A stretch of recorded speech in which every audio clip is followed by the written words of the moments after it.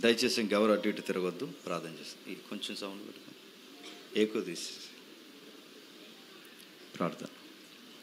పరలోకమందున మా తండ్రి, చక్కటి పాటల ద్వారా, క్రైస్తవ గాయకుల ద్వారా ఆరాధన జరిగింది. మీరు మహిమను పొందారని తండ్రి మేము నమ్ముచున్నాం. అన్నిటికన్నా గొప్ప సమయం తండ్రి వాక్యం. ఈ వాక్యాన్ని వినే తండ్రి ఈ సమయంలో ఎవరునూ ఎటువంటి ఆలోచనలకి గురి కాకుండా వినబడుతున్నది సాక్షాత్తు మీ మాటని గుర్తెరిగి గౌరవించి వారి జీవితాలకి అర్థము పరమార్థం తెలుసుకోవడానికి తండ్రి వీరందరితో నేరుగా మాట్లాడండి తండ్రి. ప్రతి ప్రాంతానికి అవసరమైన సంగతులు మేము పదే పదే చెబుతున్నాం దేవా. ఈ ప్రాంతంలో కూడా తండ్రి మరొక్కసారి ఆ పురాతనమైన సంగతులు అందిస్తారని కోరుతూ అందరిని మీ చేతులుగా అప్పగిస్తున్నాం. ఈ కష్టము, ఈ ప్రయాస ముఖ్యంగా యవనస్తుల్లో తండ్రి మారు మనసు తీసుకురండి. నూతనమైన ఆత్మల తండ్రి బాప్టిజంలోకి రావడానికి తండ్రి సహాయం అనుగ్రహించండి. ఈ సభలకు సౌందర్యం కనీసం ఒక్కరైనా మారినప్పుడే తండ్రి ఆ మారు మనసు వైపుగా తండ్రి ఈ సభలను కష్టాన్ని తండ్రి మీరు ఉపయోగిస్తారని కోరుతూ క్రీస్తున్నామని ప్రార్థన సమర్పిస్తున్నాం తండ్రి. ఆమేన్. ఇంకెవరు అటు ఇటు తిరగండి. ప్రతి ఒక్కరు బైబిల్ చేతుల్లో పెట్టుకోండి. ఆ చిన్న మనవి, నేను ఇంకా ఉద్యోగం చేస్తున్నాను, సహోదరులు మానేశారన్నారు. నేను మానేశానని ఎవరు ఉద్యోగాలు మానేయకండి. నేను ఇంకా మానలేదు, చేస్తున్నా. చెయ్యాలి. మగపిల్లగాడు ఉద్యోగం చెయ్యాలి. మగపిల్లగాడు తన సంపాదన తను సంపాదించాలి, కుటుంబాన్ని పోషించాలి. అది మగపిల్లవాడుకున్న డిగ్నిటీ. కాబట్టి పని చేయండి. ఓకే, ఇక వాక్య భాగంలోకి వెళ్దాం. నేను చాలా ప్రాంతాల్లో చెబుతున్న ఈ సంగతులే మరొకసారి మీ ప్రాంతంలో జ్ఞాపకం చేసుకుందాం. ముఖ్యంగా ఇది యువజన సంఘం యొక్క సమావేశం గనక, ఇది యవనస్తుల యొక్క ఆదివారపు కూడుకకు ముంగుర్తు గనక నేరుగా యవనస్తుల్ని కేంద్రీకరించి మాట్లాడదాం. కాబట్టి యవనస్తుల దగ్గర బైబిల్ పెట్టుకోండి, మొబైల్ కొంతసేపు పక్కన పడేయండి. బైబిల్ చాలా ఇంపార్టెంట్ మనకి. ఓకే, చూద్దాం. ఇక జ్ఞాని అయిన సొలొమోను యవనస్తులు గుచ్చి పుంకాలు మాట్లాడాడు. ఆయన మాట్లాడే శైలి వేరు, ఆయన మాట్లాడే విధానం వేరు. సొలొమోను గారి యొక్క అనుభవాల్లో నుంచి ఆయన అందించిన ఈ పత్రాలు లేదా ఈ డాక్యుమెంట్స్ లేదా ఆయన పుస్తకాల యొక్క పరంపర చాలా సున్నితమైన రహస్యమైన సంగతులు కూడా ఆయన వెలువరించాడు. అలాంటి వెలువరింపబడిన సంగతుల్లో ఈరోజు ఒక్క సంగతిని మనం కథబోతున్నాం. ఆయన ఒక జ్ఞాని అయిన సొలొమోను. ఆయన నిజంగానే ఎవరో పని పాట లేనోడు ఖాళీగా కూర్చున్న కవో పుక్కిట పురాణం పుట్టించినా లేదా ఒక రచయిత చెబితే మనం అంత సీరియస్గా పట్టించుకోవాల్సిన అవసరం లేదు. కానీ దైవంతో పెనుగులాడినవాడు, దైవముతో అనుభవం ఉన్నవాడు, అన్నిటికన్నా ముఖ్యంగా ఈ సూర్యుని కింద మనుష్యులలో మేధావి ఎవరు? King Solomon. ఖాళీగా ఉన్న మనిషి అసలు కాదు, ఆయన ఒక రాజు. రాజరికానికి రాయల్టీ ఇచ్చిన వాడు ఎవరైనా ఉన్నారంటే రాజు అయిన సొలొమోను గారు. వాళ్ళ తండ్రి దావీదు గారు. ఆయన కత్తి చేత యుద్ధాలు చేసేవాడు. సొలొమోను యుక్తి చేత దేశాన్ని పరుచుకున్నాడు. అంత జ్ఞానం. అలాంటి ఆయన చాలా నిగూఢమైన సత్యాలు రాసుకొచ్చాడు. ఆయన కూర్చున్న ఒక చిన్న ఇంట్రడక్షన్ చూద్దాం ఒకసారి. మొదటి రాజుల గ్రంథం రండి. మొదటి రాజుల గ్రంథం 4వ అధ్యాయం. మొదటి రాజుల గ్రంథం 4వ అధ్యాయం 29వ వచనం చూడండి. మొదటి రాజుల గ్రంథం 4వ అధ్యాయం 29వ వచనం. దేవుడి జ్ఞానమును బుద్ధిని వర్ణింప సఖ్యము కాని వివేచన గల మనస్సును సొలొమోనుకు దయచేసెను గనుక సొలొమోనుకు కలిగిన జ్ఞానము తూర్పు దేశస్థుల జ్ఞానం కంటేను ఐగుప్తీల జ్ఞానం అంతటి కంటేను అధికమైండెను. అది ఆయన గూర్చిన వివరణ లేదా ఆయన గూర్చిన పరిచయం. ఆయనను గూర్చి ఏమని రాస్తున్నాడు చూడండి. దేవుడు జ్ఞానము బుద్ధిని వర్ణింప సఖ్యము కానీ వివేచన గల మనస్సు సొలొమోనుకి దయచేశాడట. అంటే ఈయన కదిలే జ్ఞానవంతుడు లేదా కదిలే జ్ఞానం అని సొలొమోనుకి ఆ రోజుల్లో ఈ రోజుల్లో మనం పేరు పెడుతున్నామంటే ఆ మనిషికి అంత జ్ఞానం ఇచ్చింది ఎవరు? దేవుడు. దేవుడు ఆయనకి అంత జ్ఞానం ఇచ్చాడు కనుక చాలా విషయాలు మాట్లాడాడు. పోలిక లేదా ఒక కొలత చెబుతున్నాడు. ఆ కొలత ఏంటంటే సొలొమోనుకి కలిగిన జ్ఞానము తూర్పు దేశస్థులు ఎవరికి లేదంట. తూర్పు దేశస్థులంటే చెప్పాలి. ఎవరు అన్నారు? ఈస్ట్ కంట్రీస్ అని. తూర్పు దేశస్తులు అంటే ఈస్ట్ అంటే తూర్పు కాదు. తూర్పు దేశస్తులు అంటే ఇప్పుడు అడుగుతున్నాను, చాలామంది చదువుకున్న పిల్లలు యంగ్స్టర్స్తో నేను మాట్లాడుతాను, మీరు ఆన్సర్ చేయండి. తూర్పు అని ఏ ప్రాంతాన్ని అంటారు చెప్పండి. చెప్పాలి. ఇడిది ఏదో ఒకటి అంటే ఏదో గొడవ చిల్ల ఉందనుకుంటున్నారా? చెప్పండి. చెబితే ఏదో ఒకటి తెలిస్తేగా మన డొల్లతనం బయటపడినప్పుడే మనకు నాలెడ్జ్ పెరుగుతుంది. మనకి ఏమీ రాకపోయినా నేను అలాగా అనుకుంటున్నాను అన్నావంటే ఇంకా అలాగ అనుకోవడం ఉంటావు బతుకంతా. అందుకే తెలియకపోతే తెలియదు, తెలిస్తే తెలుసు. ఇప్పుడు అడుగుతున్నాను, తూర్పు అని ఏ ప్రాంతాన్ని అంటారు? అది మన నాలెడ్జ్. ఇప్పుడు మళ్ళీ అడుగుతున్నాను, వరల్డ్ మ్యాప్లో తూర్పుని దేనితో బట్టి కొలుస్తారు? వరల్డ్ మ్యాప్ అంటే తెలుసు కదా, ప్రపంచ పటం. ఈ ప్రపంచ పటంలో తూర్పుని ఎలా కొలుస్తారు? సూర్యుని బట్టి కొలరబ్బా. సూర్యుని అనకండి. మ్యాప్ని ఎప్పుడు నార్త్తో కొలుస్తారు. మ్యాప్ని నార్త్తో కొలిసే ముందు దానికి తూర్పు పరమడలు ఎడదీస్తారు.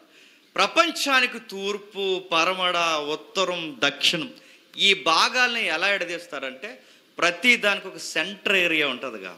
ఆ సెంటర్ ఏరియాని దేని గుర్తిస్తారంటే బైబిల్లో ఉంటుంది, దాని పేరు మెడిటరేనియన్ సీ. తెలుగులో చెప్పండి, మధ్యధరా సముద్రం. ఏ సముద్రం? బైబిల్ ఉందిగా మధ్యధరా సముద్రం.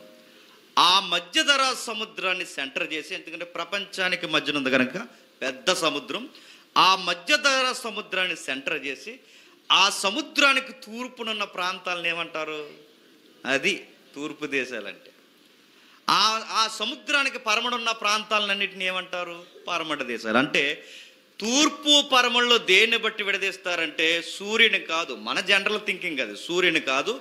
మ్యాప్లో ఎలా విడదీస్తారంటే చెప్పాలి, సముద్రాన్ని బట్టి విడదీస్తారు. అదే మధ్యధరా సముద్రం. ఇప్పుడు చెప్పండి, మధ్యధరా సముద్రానికి తూర్పునున్న దేశాలు ఎక్కడి వరకు ఉన్నది? దీని అంచు అంటే ఎక్కడి వరకు ఉందో చెప్పనా? మన ఇండియా వరకు. ఎక్కడి వరకు? మన ఇండియా వరకు. మీకు దగ్గరలో ఏముంది? నరసాపురం ఉందా? నరసాపురం ఆరిన నేల చివరంచు మీకు బంగాళాఖాతం. అంటే ఈ కొన ఏదైతుందో మళ్ళీ ఇంకా అక్కడి నుంచి కొన స్టార్ట్ అయిపోద్ది, మళ్ళీ దానికి సౌత్ ఆఫ్రికా వెళ్ళిపోద్ది, అటు మళ్ళీ శ్రీలంక, ఇవన్నీ కలిసిపోతాయి. ఇవన్నీ అంటే ఆరిన నేలకి ప్రపంచానికి మనకు బోర్డర్ తగులుతుందన్నమాట. ఇక్కడ వరకు ఆయనను మించిన జ్ఞాని లేడట. ఎవరిని మించి? సొలొమోను కన్నా. నెక్స్ట్, తూర్పు దేశాలన్నింటినీ కొలిచేశాడు, మరో ప్రాంతాన్ని కొలుస్తున్నాడు. ఆ రోజుల్లో అతిపెద్ద 2 ఖండాలు, ఒకటి తూర్పు దేశాలు ఆసియా, రెండోది ఆఫ్రికా. ఆఫ్రికా ప్రాంతాన్ని అన్నిటికీ ఒక సెంట్రల్ ఏరియాలో లేదా రాజధానిలో కొలిసే ఒక దేశం ఉంది. బైబిల్ కథల పుస్తకం కాదు, మళ్ళీ చెప్తున్నాను, బైబిల్ కథల పుస్తకం కాదు. ఎవడన్నా కథ అన్నాడంటే ఆడి కనీసం ఆలు రావని మీరు అర్థం చేసుకోండి అంతే. బైబిల్ కథల పుస్తకం కాదు, ఇది బైబిల్ వాస్తవికమైన గ్రంథం. అందుకే ఈ ఆఫ్రికా ఖండానికి సెంట్రల్ ఏరియా లేదంటే సెంట్రల్ ఏరియా కాదు, దానికి ఒక రాజధానిగా ఆ దేశాలకి ఒక పెద్ద దేశంగా దేన్ని కొలుస్తారంటే ఐగుప్తిని కొలుస్తారు. దేన్ని? ఐగుప్తి. ఐగుప్తి అనేది ఇప్పటికీ ఉందా? ఉంది. ఈజిప్ట్ అంటున్నాగా, ఐగుప్తి ఉంది ఈ రోజుకి. ఐగుప్తి అంటే ఇటు ఆఫ్రికాకి మొత్తం, అంటే ఆ రోజుల్లో అమెరికా లాంటి దేశం ఏదంటే ఐగుప్తి, ఈజిప్ట్. ఇటు ఆఫ్రికాలో కానీ ఇటు ఆసియాలో కానీ సొలొమోను మించిన జ్ఞాని లేడంట. అంత జ్ఞానవంతుడు ఏం చెప్పాడండి అంటే 32వ వచనం చెప్తున్నాడు చూడండి, అతడు 3000 సామెతలు 1000 కీర్తనలు రచించెను. ఏంటంట? సుమారు 3000 సామెతలు. సామెతలు అంటే చచ్చింది, మళ్ళీ చెప్పండి. సామెతలు అంటే ఒక పెద్ద విషయాన్ని సింగిల్ లైన్లో చెప్పేదాన్ని సామెత అంట. ఉదాహరణకి సామెతల్లో మనకు తెలుసు, ఈయన ప్రత్యేకించి ఒక సామెతల గ్రంథమే రాశాడు ఈయన. ఆ సామెతల గ్రంథాలు ఒక ఉదాహరణ చెప్తాను చూడండి. చాలామంది బ్యూటీ కొరకు పాకులాడతాం, స్కిన్ కొంచెం గ్లో రావాలి. దానికి ఒక సామెత ఉంది, ఎటకారం సామెత. తెలుగులో ఏంటి చెప్పండి? ఎలకతోలు ఏడాది ఉతికినా చెప్పండి నలుపు నలుపే. కానీ ఆ సామెత మనం ఎటకారంగా చెప్పుకున్నా కానీ ఎంత నాలెడ్జ్ ఉందండి అందులో? ఉందా లేదా? అవి సామెతలు అంటే. అంటే సామెతలు అంటే మనం నిజానికి ఇది ఎటకారంగా చెప్పాం, సొలొమోను సీరియస్గా చెప్పాడు సామెత. ఏం చెప్పాడు సామెతల్లో? సామెతలు అందుకే ఎవరైనా యవనస్తులు బైబిల్ చదువుతున్నప్పుడు, లేదా యవనస్తులు ఎవరైనా కొత్తగా బైబిల్ ప్రారంభిస్తే పెద్దవారు సీనియర్స్ ఇచ్చే సలహా ఏంటంటే సామెతలు చదవమంటారు. ఎందుకు సామెతలు చదవమంటారు? ఎందుకంటే చాలా సున్నితమైన విషయాలు ఉంటాయి. ఎంత సున్నితమైనవి? ఆ ఏజ్లో కలుగుతున్న లస్ట్ అంటే ఆకర్షణ లేదా వ్యామోహం, లేదా ఆ ఏవైతున్నావో ఆ ఏజ్లో కలుగుతున్న ఆ సముద్రపు కెరటాలు లాంటి కోరికలని మనం ఇచ్చే ఎక్స్ప్రెషన్ కన్నా సొలొమోను చాలా క్లియర్ కట్గా వివరిస్తాడు. అందుకే సామెతలు చదవమంటారు. ఆ ఏజ్లో జీవితాన్ని అదుపు చేయకపోతే ఆ జీవితం కుక్కల చించిన ఇస్తర అయిపోద్దని తెలియాలి అంటే వాడికి నష్టం జరగకముందే ఆ నష్టం యొక్క తీవ్రత ఎలా ఉంటుందో తెలియాలి అంటే సామెతలు చదివితే తెలిసిపోతుంది. ఎలా ఉంటుంది? ఈ ఏజ్లో రకరకాల చీకటి పనులు ఉంటాయి. ఆ చీకటి పనులు చేస్తున్నప్పుడు దాని యొక్క పరిస్థితి ఎలా ఉంటుంది? ఒక సామెత చెప్పాడు, ఏమన్నాడంటే, ఎవడైనాను తన ఒడిలో అగ్ని వేసుకుని అది కాలదు అనుకుంటే ఆడి జ్ఞాన ఖచ్చితంగా కాదు. ఈ తొంటర పనులు కూడా అలాగే ఏడుస్తాయి. నన్ను ఎవరో చూడట్లేదు, నన్ను ఎవరు ఏమంటలేదు, నా పెద్ద హీరోయిజం, నువ్వు ఇలాంటి వ్యవహారం, తాగుళ్ళు, తిరుగులు, రహస్య బంధాలు ఇలాంటివన్నీ పెట్టుకుంటే నిప్పులు ఒడిలో వేసుకుని తిరుగుతున్నావన్న సంగతి మర్చిపోకూడదు అంటాడు సామెతల్లో. అంటే ఒక యవనస్తుడికి దాని ప్రమాదం ఎలా ఉందో సామెతలు చెప్తాడు. నెక్స్ట్, ఒక సంసారి ఎప్పుడు గాడి తప్పుతుందో కూడా సామెతలు చెప్తాడు. చెప్పడు? ఒక సంసారం చేస్తున్నవాడు మరొక చీకటి పని ఎప్పుడు చేస్తాడు కూడా సామెతలు చెప్తాడు. ఈదులో నలుగురు కుర్రగాళ్ళు నిలబడితే ఆ కుర్రగాళ్ళ మధ్య ఆ కిచ్చాపాటి స్టోరీస్ ఏముంటాయో కూడా సామెతలు చెప్పేశాడు. ఒకటి కాదు, రెండు కాదు, ప్రతీది సామెతలు చెప్పాడు. సాంగ్స్, బ్యూటిఫుల్ సాంగ్స్ రాశాడు. అందులో మెజారిటీ సాంగ్స్లో బ్యూటిఫుల్ సాంగ్ ఏంటో తెలుసా? పరమగీత. ఏంటది? పరమగీతాలు, సాంగ్స్ ఆఫ్ సాంగ్స్. ఎంత బాగుంటుందండి! ఒక యజమాని, నిజానికి అది ఆత్మీయ అర్థాలని చెప్పి సంఘానికి యేసుక్రీస్తు వారికి కలిపేసి అక్కడితో ఆగిపోయారు. కానీ ఒక భార్య భర్త అనే అసలైన కోణాన్ని వదిలేశారు. అక్కడ భార్య భర్త యొక్క కోణాన్ని పరమగీతాలు చదవండి. మ్యారేజ్ లైఫ్లో ఎంత బ్యూటీ ఉండాలో తెలియాలి అంటే పరమగీతాలు చదవాలి. అంటే తన భర్త కొరకు ఎదురు చూడడంలో ఒక అందం ఉంది. తన భార్య కొరకు మాత్రమే కట్టుబడి జీవించడంలో ఒక అందం ఉంది. ఇలాంటి అందాన్ని ఒక చక్కటి పాట చెప్తుంది. ఆ పాట పేరే పరమగీతాలు. ఇలాంటి ఒకటి కదండి, లైఫ్ ఎక్స్పీరియన్స్ చాలా రాశాడు ఆయన. సామెతలు చెప్పాడు, పాటలు రాశాడు, ఇంకా సైంటిస్ట్ లాంటి పరిశోధనలు కొన్ని బయటెట్టాడట. ఏమెట్టాడు? కిందకి చదవండి ఒకసారి. మరియు లెబానోనులో ఉండు, తమ్ముడికి వస్తా ఉండే దగ్గర అమ్మింగ్ వస్తుందా? లెబానోనులో ఉండు దేవదారు వృక్షమునే కానీ గోడలలో నుండి మొలుసు విశ్వపు మొక్కనే కానీ చెట్లన్నిటిని గుచ్చి, ట్రిపుల్ అనుకుంటా తగ్గించి, చెట్లన్నిటిని గుచ్చి అతడు రాశను. మరియు మృగములు, పక్షులు, ప్రాకు జంతువులు, జలసరములు వాటన్నిటిని గుచ్చి అతడు రాసెను. ఎన్ని రాశాడట? నేను చదువుతున్నాను చూడండి. వృక్షాల కోసం రాశాడట. ఆ వృక్షాల వెనకాల, వృక్షాల్లో మళ్ళీ జాతి వేరే ఉంది, మొక్కలు గూర్చి రాశాడు. ఇస్సోపు మొక్కలు గూర్చి రాశాడట. చెట్లన్నిటి గూర్చి రాశాడు. సొలొమోను గారికి వృక్షాల పట్ల చాలా నాలెడ్జ్ ఉందంట. చెట్ల గూర్చి మాట్లాడే శాస్త్రాన్ని ఏమంటారండి? వృక్ష శాస్త్రం అంటారు. మనకి బైపీసీ లేదా మన ఇంటర్మీడియట్ తరగతులు అయితే బాటనీ అంటున్నారు. అంటే ఈయనకి ఆ సబ్జెక్ట్ కూడా తెలుసా? ఈయనకి తెలుసు. ఎవరికి? సొలొమోను గారికి వృక్ష శాస్త్రాలు తెలుసు. మనకి వృక్ష శాస్త్రాలు టెక్స్ట్ బుక్లో చదవడం తెలుసు, ఆయనకు ప్రాక్టికల్గా తెలుసు. ఆయన దగ్గరకు ఆకు తెస్తే ఆ ఆకును బట్టి చెట్టు ఏంటో చెప్తాడు, ఆ చెట్టు యొక్క ఆయుస్ ఏంటో చెప్తాడు, దాని వనమూలికలు ఎందుకు ఉపయోగపడతాడో కూడా చెప్తాడు. చెట్టు యొక్క లైఫ్ స్టైల్ మొత్తం, దాని బయోగ్రఫీ మొత్తం రాసి పడేస్తాడట. ఎవరు? సొలొమోన్. అంత జ్ఞానం ఉందండి సొలొమోన్ గారికి. పత్రాన్ని 4 భాగాలుగా విభజించండి అంటే సరిగా విభజించలేక ఫెయిల్ అయిపోయాం మనం. కానీ సొలొమోన్ గారు చక్కగా విభజిస్తాడట. ఈరోజు మనకి సైన్స్ అభివృద్ధి పొందిన తర్వాత అడ్డుకోత జరిగితే దాని లేయర్స్ ఏవైతున్నావో, చెట్టుకు అడ్డుకోత జరిగితే దాని లేయర్స్ ఏదైతున్నా ఒక్కొక్క లేయర్ని బట్టి దాని ఏజ్ చెప్తాం మనం. ఈ టెక్నాలజీ లేనప్పుడే వృక్షం యొక్క ఆయుష్ చెబుతాడట.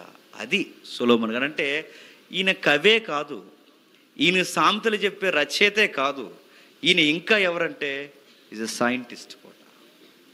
శాస్త్రం ఎరిగినవాడు, సైన్స్ తెలిసినవాడు. ఇంకా ఆయనకి ఏం తెలుసు? పక్షులు గూర్చి, మృగాలు గూర్చి, పక్షులు గూర్చి, జంతువులు గూర్చి, జలసరాలు గూర్చి, వాటన్నిటి గూర్చి రాస్తున్నాడు. అంటే ఈయనకి చెట్ల మీదే కాదు అవగాహన ఉన్నది, మొక్కల మీదే కాదు ఈయన అవగాహన ఉన్నది, సామెతల మీదే కాదు ఈయనకి అవగాహన ఉన్నది, ఆయనకి కీర్తనల మీదే కాదు అవగాహన ఉన్నది. ఈయనకి ఇంకా అవగాహన పక్షులు, ఎగిరే పక్షులను గూర్చి కూడా చెబుతాడు. పక్షి ఎందుకు ఎగురుతుంది, ఎక్కడికి వెళుతుంది, ఎందుకు అది, దాని జీవన శైలి ఏంటి, మొత్తం దాని మైండ్ సెట్ అంతా చెప్తాడట. ఆ పక్షులను చూసే కదా విమానాలు కనిపెట్టారు. అంటే పక్షి యొక్క జీవన శైలి మొత్తం చెప్తాడు, వాటి లైఫ్ స్టైల్ ఎలా ఉందో చెబుతాడు, జంతువుల గురించి చెప్తాడు. ఇవన్నీ మనం చదువుకుని చాలా ఈజీగా తీసుకుంటున్నాం, కానీ ఈ జంతువులు ఎలా బతుకుతాయో, పక్షులు ఎలా బతుకుతాయో, సముద్రంలో చేపలు ఎలా ఈత్తాయో, వీటన్నిటినీ పరిశోధించడానికి పెద్ద పెద్ద ఛానల్స్ పెట్టారు తెలుసా. టీవీలో డిస్కవరీ చెప్పండి, యానిమల్ ప్లాంట్స్ చెప్పండి, నేషనల్ జాగ్రఫీ చూసారా. మామూలు ఛానల్స్ అనుకుంటున్నారా? అందులో నిమిషం అడ్వర్టైజ్మెంట్ ఇవ్వాలంటే ల్యాక్స్ ఆఫ్ మనీ అవుతుంది, లేదా సిఆర్ మనీ అవుతుంది, అంటే కోట్ల రూపాయల మనీ అవుతుంది. ఇటు ఒక నిమిషాలు అడ్వర్టైజ్మెంట్ ఇవ్వడానికి. అంటే అంత పెద్ద ఛానల్, అంటే ఇంటర్నేషనల్ ఛానల్స్ అవి. అంత పెద్ద డిస్కవరీ ఛానల్లో ఏం చూపిస్తారంటే గాడిద ఎప్పుడు పుట్టింది, ఎలా పెరిగింది, దానికి ఎందుకు జార్లు ఉన్నాయి, అడవి గాడిదకి ఎన్ని జార్లు ఉన్నాయి, అది వెనకాల కాళ్ళు ఎందుకు ఎత్తుతుంది, అన్నీ చెప్తారు. అంతేది కదా వెనకాల నుండి అది ఎందుకు అలా పుట్టింది, అది గాడిదకి, బాగా వినాలి, గాడిదకి గుర్రానికి క్రాస్ బీడ్ ఎందుకు అయింది, ఏది అడవి గాడిది, అది క్రాస్ బీడ్గా ఎలా ఉద్భవించింది, ఇవన్నీ ఈరోజు మనం మాట్లాడుకుంటున్నాం. ఆ రోజుల్లోనే జంతు శాస్త్రం మొత్తం మాట్లాడాడట. ఆయనకి చాలా విషయాలు తెలుసు. గమ్మత్తైన సంగతి, ఆశ్చర్యకరమైన సంగతి, సముద్రంలో జీవరాశి, అంటే సముద్రంలో చేపల ఉనికి ఈ రోజుకి ఎంత ఉందో మనకు తెలియదు, ఎన్ని రకాలు ఉన్నాయో తెలియదు. అప్పుడప్పుడు కొత్తగా వార్తలో పడతాయి, ఈ జీవిని ఇప్పటి వరకు ప్రపంచం చూడలేదని పేపర్లు వేస్తారు. అంటే ఇప్పటికే తెలియని జీవులు సముద్రంలో ఉన్నాయా? ఉన్నాయి. అసలు సముద్రంలో ఎలా జీవిస్తున్నాయో కూడా చెప్తారు. మీరు ఎప్పుడన్నా చూడండి, ఒకరోజు మేము ఒక ఇంటికి భోజనానికి వెళ్ళాం, మీటింగ్ అయిన తర్వాత ప్రతి ఒక్కరింట్లో ఈ మధ్యకాలంలో అది పెట్టుకుంటున్నారుగా, చేపల తొట్టే. మాసుకుంటుందని అలా అంటున్నాను, చేపల తొట్టే. ఆ తొట్టులో పెట్టిన తర్వాత కొన్ని గింజలు పక్కన పెట్టుకుంటున్నారు.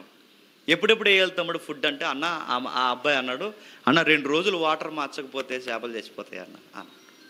దానికి టైంకి మేము ఫుడ్ పెట్టాలి, ఎప్పటికప్పుడు వాటర్ మారుస్తూ ఉండాలి, ఎందుకంటే ఇవి చాలా సున్నితమైన రకం. ఇవి కొన్ని చేపలు ఉంటాయి కొంచెం పర్లేదు, అవి ఒక 15 రోజులు 10 రోజులు అటు ఇటు ఉంటాయి. ఇవి చాలా సున్నితమైనవి, వీటికి వాటర్ కానీ మనం మార్చకపోతే చేపలు చచ్చిపోతాయి అన్న. నీరు కదులుతుండకపోతే చేపలు చచ్చిపోతాయి అన్న.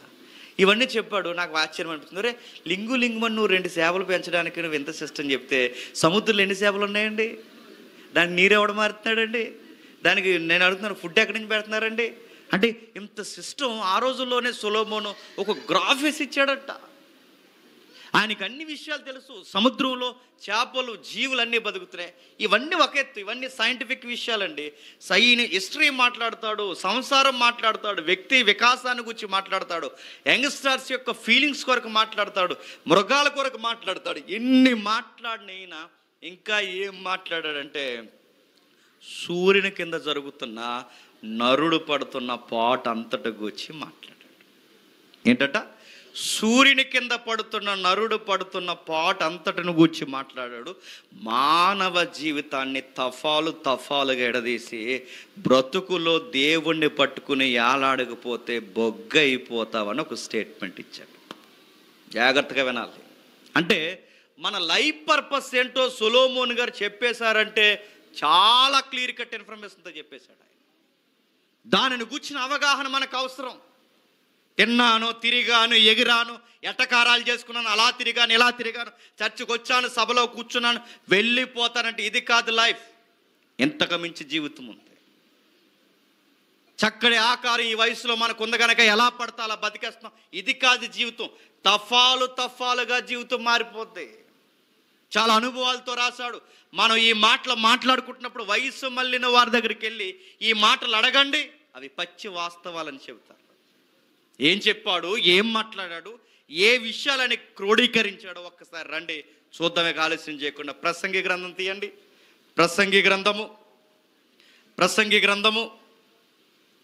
ప్రసంగి గ్రంథము అందరూ బైబిల్ తీయాలి. ఎవరి దగ్గరైనా బైబిల్ లేకపోతే సిగ్గు లేకుండా పక్కవారు బైబిల్ చూడండి. బైబిల్ లేకుండా రావడం మన క్రైస్తవ్యానికి గౌరవం కాదు. చూద్దాం. ప్రసంగి గ్రంథము 11వ అధ్యాయం. ప్రసంగి గ్రంథము 11వ అధ్యాయం 9వ వచనం చదవండి. యవ్వనుడా, నీ యవ్వనమందు సంతోషపడుము, నీ యవ్వన కాలమందు నీ హృదయాన్ని సంతుష్టిగా ఉండనిమ్ము, నీ కోరిక చొప్పునను నీ దృష్టి యొక్క ఇష్టము చొప్పునను ప్రవర్తించు. అయితే వీటన్నిటినీ బట్టి దేవుడు నిన్ను తీర్పులోనికి తెచ్చినని జ్ఞాపకం చేసుకో. ఒక పర్మిషన్ ఇచ్చినట్టు ఇచ్చి లాక్ వేసాడండి. ఎవరు? సొలొమోన్ గారు. ఏమంటున్నాడు చూడండి. యవ్వనుడా, నీ యవ్వనమును బట్టి నీ యవ్వనమందు సంతోషపడు, నీ యవ్వన కాలమందు నీ హృదయం చాలా విషయాలు కోరుతుంది, వాటన్నిటి విషయంలో సంతుష్టిగా ఉండనిమ్ము. నీకు ఏవేవి కోరికలు వస్తున్నాయో నీ దృష్టి యొక్క ఇష్టము చొప్పున ప్రవర్తించు. అయితే షరతులు వర్తిస్తాయి అన్నాడు. ఏమన్నాడు? నీకెంత దూరం పరిగెట్టాలనిపిస్తావు అంత దూరం పరిగెట్టు, కానీ పరుగుకి లెక్క అడుగుతాడు, జాగ్రత్త. నీకు ఏమేమి కోరికలు వస్తున్నాయి, నా ఇష్టం నా కోరికని నువ్వు ఎంత బలాదూరు తిరుగుతావో తిరుగు, అదే కోరికల కొరకు లెక్క అడుగుతాడు. అంటే జీవితాన్నిచ్చి, జీవాన్నిచ్చి, మన మనుగడిచ్చి, మనకంటూ గుర్తింపిచ్చి మన జీవితాన్ని ఈరోజు నిలబెట్టిన వాడు ఖచ్చితంగా ఒక రోజు నిలదీసి అడుగుతాడు అని సొలొమోన్ గారు చెప్తున్నారు. ఇంకా ఏం చెప్తున్నాడు? లేత వయసును నడిప్రాయమును గతించిపోవునవు గనుక నీ హృదయములో నుండి వ్యాకులము తొలగించుకొను, నీ దేహము తెరుపు దానిని తొలగించుకోను. ఏమని చెప్తున్నాడండి? అక్కడ మాట్లాడుతున్న మాటలు చూడండి. లేత వయసు నడిప్రాయము గతించిపోవును గనక నీ హృదయములో నుండి నీ వ్యాకులము తొలగించుకోవడము. ఏవి గతించిపోతాయట? జీవితంలో రెండు ప్రథమమైన దశలు ఉన్నాయండి జీవితంలో. మొత్తం 4, అందులో ప్రథమమైనవి 2. ఆ ప్రథమమైన వాటివే ఏదన్నా చేయాలన్నా, ఏదన్నా సాధించాలన్నా, ఉన్న జీవితాన్ని పాడు చేసుకోవాలన్నా అవి 2 దశలు. సుమారుగా 4 దశలు: బాల్యము, యవ్వనము, నడిప్రాయము, వృద్ధాప్యం. ఈ బాల్యము చివరనున్న వృద్ధాప్యం ఈ 2 లెక్కల్లోకి రావండి. బాల్యము, వృద్ధాప్యం 2 లెక్కలోకి రావు. ఎందుకంటే మనం ఏం చేయాలన్నా చేయలేము. నెక్స్ట్ మనం ఏమి సాధించాలనుకున్నా సాధించలేము. అది బాల్యంలోనే సాధించలేము, వృద్ధాప్యంలోనూ చేయలేము. జీవితంలో ఏదన్నా చేయాలంటే 2 దశలు. ఆ 2 దశలు లేత ప్రాయము, నడిప్రాయం. గమ్మత్తు ఏంటంటే ఆ 2 ఇంపార్టెంటే. ఆ 2 చాలా త్వరగా అయిపోతాయంట. అయిపోవా? చాలా త్వరగా అయిపోతాయి. మీరు చూస్తూ ఉండండి. 4 సంవత్సరాల క్రితం ఫోటో మీరు తీసుకోండి, ఇప్పుడు మీ ఫోటో చూసుకోండి, మీ ముఖాలు ఎంత ఏకారంగా తయారైన చూసుకోండి. చాలా ఈజీగా మనకు, అరే నేనంటే పెళ్ళైన ఆడపిల్లని చూడండి, పెళ్ళికి ముందు పెళ్లి ఫోటోలే చూసుకోండి. పెళ్ళైన ఆడపిల్లని పెళ్లి ఫోటోలకి ఆఫ్టర్ 2 years తర్వాత నీ ఫోటోకి తేడా చూసుకో. చాలా చేంజ్ వస్తుంది. అంటే ఇంత మార్పులు అంటే చూస్తుండగా అయిపోతాయి. మగపిల్లవాడివి పెళ్ళికి ఎలా ఉండేవాడివి, పెళ్లి తర్వాత ఎలా ఉండో చూసుకో. చాలా ఈజీగా మార్పులు అంటే ఈ ఏజ్లు చూస్తుండగా అయిపోతాయి. ఏం చెప్తున్నాడు సొలొమోన్ గారు? ఈ వయసులో మనకి కలుగుతున్న కోరికలే జీవితం అనుకో. బాల్యము, యవ్వనము, నడిప్రాయము, వృద్ధాప్యము, ఈ గ్రాఫ్ ఇలా నడుస్తున్నప్పుడు జాగ్రత్త, బాల్యం చాలా చక్కగా గడిచిపోతుంది. బాగోదండి బాల్యం? ఎంత బ్యూటిఫుల్గా ఉంటుందండి. చిన్నపిల్లల జీవితం ఎంత బాగుంటుందండి. ఆ జీవితాన్ని రాజు జీవితంతో పోలుస్తారు. రేపు పొద్దున్నే 7 గంటలు లెగాలన్న కంగారు ఉంటుంది వాళ్ళకి. అంత అవసరం లేదు, నచ్చితే లెగిస్తారు, లేకపోతే లెగరు అంతే. టాయిలెట్ అవుతుంది, ఇప్పుడు బాత్రూమ్కి వెళ్ళాలనుకుంటారా? నహి, వాళ్ళ ఇష్టం. డైపర్ నిండిపోయిందని చెప్తారా? నిండిపోయిందో లేదో మనమే చూసుకోవాలి. ఆకలి వేస్తుంది, 12 అయింది, ఇంకా అన్నం పెట్టవేంటి అడగరు. మనమే 12 అయిందని సర్లేక ఇంకా ఏమన్నా ఉందా అన్నీ మనమే చూసుకోవాలి. వాళ్ళ స్నానం చేయరు, చెప్పండి, స్నానం చేయించాలి. వాళ్ళ బట్టలు మార్చుకోరు, మనమే బట్టలు మార్చాలి. ఇవన్నీ ఎవరికి సాగుతాయి తెలుసు? ఒక రాజుకు సాగుతాయి. రాజు లైఫ్ ఉంటుందండి ఎవరికి చెప్పండి? చిన్నపిల్లలకి. చక్కగా చాలా హెల్తీగా బతుకుతారు, ఆ లైఫ్ బాగుంటుంది. అలా పెరుగుతూ వచ్చిన తర్వాత బాల్యంలో నుంచి కొన్ని కోరికలు, సరదాలు, ఆ సరదాల్లో నుంచి టీనేజ్లో అడుగు పెడతారు. టీనేజ్ చాలామంది కనబడుతున్నారు, వినండి. ఈ టీనేజ్లో అదొక రెక్కలెస్ యాటిట్యూడ్ ఉంటుందండి. బాల్యంలో తల్లిదండ్రుల చోట పెరుగుతూ కావాల్సిందల్లా కొనుక్కుంటాం, ఊహకు మించిన కోరికలు అడుగుతుంటాం, అంతా నడిచిపోతుంది, తల్లిదండ్రులు మన ఇష్టాన్ని నెరవేరుస్తారు. టీనేజ్కి వచ్చేసరికి అదో రెక్లెస్ యాటిట్యూడ్ వస్తుంది. అంటే మినిమం 10th దాటే సమయానికి, ఆడపిల్లైనా మగపిల్లైనా ఆ వయసు ఎలా ఉంటుందంటే, వీళ్ళు చెప్తుంటే ఇలా బుర్రలకు ఎక్కవండి పని, అన్నీ మాకే తెలుసు అన్నట్టు మాట్లాడతారు. ఏదైనా చెప్పండి, వాళ్ళు ఏమంటారు తెలుసా? మా తెలుసులే అంటారు. నడుతున్నాను, వాళ్ళకి ఏం తెలుసు? ఏం తెలియదండి. అన్నీ తెలుసు అని అనుకుంటున్నారు చూసారా, అదే ఏమీ తెలియని తనం. మాకు తెలుసులే, ఏం తెలుసు? ఏమీ తెలియదు. అదొక రెక్లెస్ యాటిట్యూడ్ ఉంటుంది. ఇలా నలుగురు గుంపు కూడుకున్నప్పుడు, ఇలా గుంపుగా జనాలు ఉన్నప్పుడు, ఏదైనా ఫంక్షన్కి పోయినప్పుడు వాళ్ళ యాటిట్యూడ్ మీరు గమనించండి. ఆ నలుగురిలో వాడు ప్రత్యేకంగా కనబడాలని వాడు ఎన్ని ఎకారమైన పనులు చేస్తాడు మీరు చూడండి. కావాలి పై బట్టను ఇప్పేస్తుంటారు చూసారు, ఈ పై బట్టను ఇప్పేస్తారు. మరి నెక్స్ట్ ఒలింపిక్స్కి వెళ్తున్నాడుగా, బిల్డింగ్కి పై బట్టను ఇప్పేస్తాడు. పై బట్టను ఇప్పేసి ఎంత రకాలుగా తిరుగుతుంటారు, పై బట్టను ఇప్పేస్తారు. వాళ్ళు నిలబడినప్పుడు కూడా మీరు చూడండి, నలుగురు నిలబడినప్పుడు అదొక రెక్లెస్గా నిలబడతారు, కాలు వంకరగా పెట్టి, అదొక స్టైల్ ఉంటుంది వాళ్ళకి.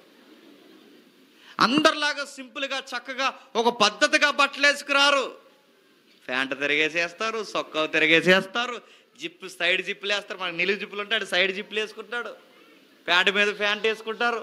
ఏంటి ఇవన్నీ అంటే ఆ ఏజ్లో సెపరేట్ ఇమేజ్ కావాలి. అందుకే వాళ్ళు నడుస్తున్నప్పుడు ఒక స్టైల్. నేను ఉదయం ఒకరిని చూశాను, ఇంకా అంతకంటే డీటెయిల్గా అడగండి, మీకు అర్థం అవ్వకూడదని నేను డీటెయిల్గా చెప్పట్లేదు. ఏదో ఉదయం ఒకరిని చూశాను, ఆడు డయాస్ మీద నేను దిగి ఏదో ఆస్కర్ అవార్డు అందుకుని వెళ్తున్న ఫీలింగ్ అండి ఆడికి. ఆడు ఊపుకున్నట్టు, ఆడి అవ్వారం, ఆడు ఎలా తలకాయ ఇలా ఊపుకుని చేతులు అలాగంటే అదో ఫీలింగ్ అనమాట. అంటే ఇప్పుడు ఆడు ఏమనుకుంటాడంటే మనసులో, ఇప్పుడు నా వాకింగ్ స్టైల్ కూడా చూసి జనాలు అబ్బా అనేసుకోవాలన్నమాట. అందుకే చూడండి, ప్రతిదీ మెయింటైన్ చేస్తారు. షర్ట్స్ కానీ, వారి హెయిర్ స్టైల్ కానీ, వారి మూమెంట్స్ కానీ, వాళ్ళ కామెంట్స్ కానీ, వాళ్ళ యొక్క వాకింగ్ స్టైల్ కానీ, ప్రతిదీ మెయింటైన్. ఎందుకంటే ఒక సెపరేట్ ఇమేజ్. అందుకే ఈ ట్రెండ్లో ఉన్న పిల్లలందరికీ ఏమొచ్చినాయి అంటే ఈ రీల్స్ వచ్చినాయి. ఇప్పుడు మనం ఇలా దిగుతాం మెట్లు, అలా దిగరు, దూకేస్తారు, అదొక రీల్. కొండ శివర్లకి ఎక్కువ దూకేస్తుంటారు, అదొక రీల్. ఇవన్నీ ఏంట్రా ఈ పనులు అంటే సెపరేట్ ఇమేజ్ కోరుకునే వాళ్ళందరూ ఎక్కడ పడ్డారంటే సోషల్ మీడియాలో పడ్డారు. అందుకే ఒకటి సీరియస్గా ఒక మంచి చొక్కా వేసుకున్నాడు, మంచి ప్యాంట్ వేసుకున్నాడు, ఇన్సర్ట్ చేసుకున్నాడు, ఒక కార్ వేసుకుని వచ్చాడు, టక్ మన కార్ ఆపేశాడు, ఒక కెమెరా పెట్టుకున్నారు, ఆ వీడియో తీస్తున్నారు, టక్ మన పక్కనే బురద ఉంది, ఆ బురదలో పడిపోయాడు. ఎందుకు పడిపోయారంటే రీల్, అదొక రీల్.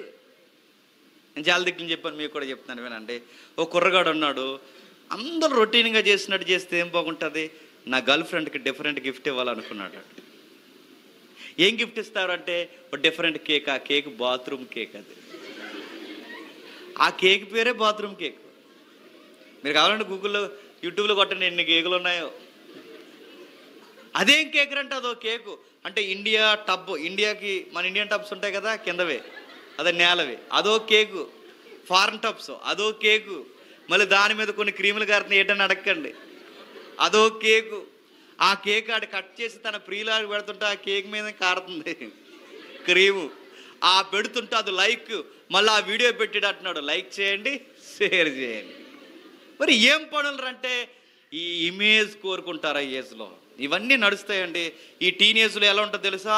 చదువు ఎక్కదు. బాగా వినాలి, సొలొమోన్ గారు ఊరికే చెప్పట్లేదు, చదువు ఎక్కదు. ఆ ఏజ్లో బాగా వినాలి. ఈ 13 నుంచి 20 సంవత్సరాలు, 21 సంవత్సరాల లోపు ఉన్న దాన్ని టీనేజ్ అంటారండి. చదువుకొని బాగుపడాలన్నా అదే వయసు, ఉన్న జీవితం పాడైపోవాలన్నా అదే వయసు. గుర్తుపెట్టు. ఇంటర్మీడియట్ ఆ వయసులోనే వస్తుంది, డిగ్రీ ఆ వయసులో వస్తుంది. 21 సంవత్సరాలు అయ్యేసరికి మగపిల్లగాడు డిగ్రీ పట్టా పొందుకోవాలండి. ఆ ఏజ్లోకి నువ్వు డిగ్రీ అవగొట్టకపోతే నువ్వు తర్వాత డిగ్రీ అవ్వకూడదాం అనుకున్నా నీకు సబ్జెక్ట్ ఎక్కదు. తర్వాత నీ జూనియర్స్ సీనియర్స్ అవుతారు, నువ్వు కాలేజీకి పోలేవు, నీకు డిగ్రీ అవ్వదు. ఈ టైంలో చదువుకునే టైంలో నువ్వు చదవు. నువ్వు ఎలాంటి స్టోరీలు చెప్తావంటే హీరోయిజం అంటావు, అదంటావు, చెత్త అంటావు. చేసిన వ్యవహారాలకి సబ్జెక్ట్ ఉండిపోయిన దానికి ఇంకా నీకు బుద్ధి రాకుండా నువ్వు చేసే పని ఏంటంటే మళ్ళీ నీకు లవ్ స్టోరీ కూడా తగలేసుకుంటావు. నువ్వు ఒక గాలి ఎదవ్వే, నేను కావాలంటున్నాను, నువ్వు ఒక గాలి ఎదవ్వే, నీ గాలి అవ్వాలని ఇంకొక గాలి ఉంటుంది మళ్ళీ బయట. ఆ గాలికి పోయిన సబ్జెక్టులన్నీ. ఆ గాలి ఈ గాలి కలిస్తే ఈదురు గాలి తప్ప ఇంకేముంటాయి చెప్పండి? ఏమీ లేదు. అడుగుతున్నాను, ఏమి సాధిస్తారు? మీ ఇద్దరు ఒకటవుతారు. రేపు పొద్దున్న అడుగుతున్నాను, ₹10 పూరి కొనగలడు? లేదా ఆ పిల్ల ఏమైనా ఒక ఉద్యోగం చేయడానికి తనకేమైనా సబ్జెక్ట్ ఉందా? వీళ్ళ పెద్ద ఫిలాసఫీ మాటలు ఏం చెప్తారు తెలుసా? ప్రేమించేసారట. అడుగుతున్నాను, నీ తలకాయ, నీకు ప్రేమ అంటే ఏం తెలుసు అని అడుగుతుంది బైబిల్. ఏం ప్రేమించేసావు అడుగుతున్నాను. ఏం ప్రేమించావు? ఏం చూసి ప్రేమించావు? నీకేం తెలియదు, ప్రేమించావు. నువ్వు ఏం చూసి ప్రేమించావు నీకేం తెలియదు, ప్రేమించావు. ఆ ప్రేమ అనే పవిత్రమైన పదం ఎక్కడ ఉపయోగించాలో కూడా నీకు తెలియదు. అని అడుగుతున్నాను. కాలంకర చెయ్యంకర ఉన్న వాళ్ళని ప్రేమిస్తారండి వీళ్ళు? లేదా నల్లగున్న వాళ్ళని ప్రేమిస్తారండి వీళ్ళు? ప్రేమించాడు అడుగుతున్నా. ప్రేమించిన తర్వాత నెక్స్ట్ ఏంటి? ఏ గుడి దగ్గరో, ఏ మసీద్ దగ్గరో, ఏ రిజిస్టర్ ఆఫీసర్ దగ్గర, కొన్ని చర్చిలు ఈ మధ్య అలా దగ్గరే, కొన్ని దొంగ చర్చిల దగ్గర ఎక్కడ దగ్గర దొంగ పెళ్లి చేసుకుని అక్కడికి పోయి నువ్వు కాపురం స్టార్ట్ చేస్తావు. అడుగుతున్నాను, ఈయన వల్ల నెక్స్ట్ నువ్వేం చేస్తావు? కూలి పని చేయగలవా? ఒక ఉద్యోగం నీకు వస్తుందా? ఏమీ చేయలేవు. అప్పుడు నీకు లైఫ్ అర్థమవుతుంది. టీనేజ్ అయిపోతుంది. ఈ టీనేజ్లో ఎలా చెడిపోయే వాళ్ళు కొంతమంది ఏ పని చేయరు, వీళ్ళు ఏమి చదువుకోరు. ఇప్పుడు పూర్తిగా చదువు రాక, ఈ వయసులో పని రాక, ఒక టాలెంటు రాక ఇంట్లో ఖాళీగా కూర్చుంటే నేను అడుగుతున్నాను, జీవితం సాగుద్దా? మా నాన్న బాగానే సంపాదించాడు, మా అమ్మ బాగానే సంపాదించిందంటే ఎంత సంపాదించారు? 20 ఎకరాలు సంపాదించారా? ఇక్కడ మిమ్మల్ని అడుగుతున్నా, 20 ఎకరాలు ఉన్నాయి మనకు ఎవరికైనా? అడుగుతున్నా. ఒకవేళ 20 ఎకరాలు ఉంటే తిని కూర్చుంటే అవుద్దా? పెద్దల సామెత చెప్పారు, తిని కూర్చుంటే కొండలైనా కరిగిపోతాయి. తండ్రులు సంపాదించిన ఆస్తులు పిల్లలు పాడు చేసిన వాళ్ళు లేరు. ఎన్నో ఆశలు పెట్టుకుంటే కూతురు అర్ధాంతరంగా గుండెల మీద తన్నేసి వెళ్ళిపోయిన కూతురు లేరు. నేను చాలా దిక్కుని మాట్లాడుతున్నాను, కావాలని అంటాను. ఒకవేళ ఈ ప్రేమ పెళ్ళుల్లో మంచోళ్ళు ఉంటే ఉండొచ్చు కాక, ఎవరైనా ఉంటే క్షమించండి. కానీ మెజారిటీ నష్టాలు ఎక్కువ ఉన్నాయి. ఎవరైనా ఉంటే ఎందుకో చెప్పనా? వినండి. ప్రేమ పెళ్ళి అని తిరుగుతారు. ఏం ప్రేమ అండి? వాళ్ళ అమ్మ చిన్నప్పటి నుంచి రొమ్ము పాలు ఇచ్చి పెంచింది, ఆ ప్రేమ మర్చిపోయింది ఈ పిల్ల. వాళ్ళ నాన్న చిన్నప్పటి నుంచి వాళ్ళ అమ్మ నాన్న ఎత్తుకుని గోరుముద్దలు తినిపించి పెంచారు ఇన్ని 25 సంవత్సరాలు. ఆ ప్రేమ మర్చిపోయి గాలోడు. వీళ్ళిద్దరూ కలిసి ఇప్పుడు ప్రేమించుకున్నారంటే కళ్ళ ముందున్న అమ్మ నాన్న ప్రేమ చూడడం రానోళ్ళు ఇప్పుడు మీ ప్రేమను చూస్తున్నారంటే ఎలా నమ్ముతున్నారండి? ఉంటుంది అనుకుంటున్నారా? మరో మాట చెప్తాను వినండి. అరేంజ్డ్ మ్యారేజ్ గొప్పదా, లవ్ మ్యారేజ్ గొప్పదా అని నన్ను అడిగితే అరేంజ్డ్ మ్యారేజ్ గొప్ప. ఎందుకంటే పిల్ల ఇలా అంటుంది. పిల్ల ఏమంటుందంటే,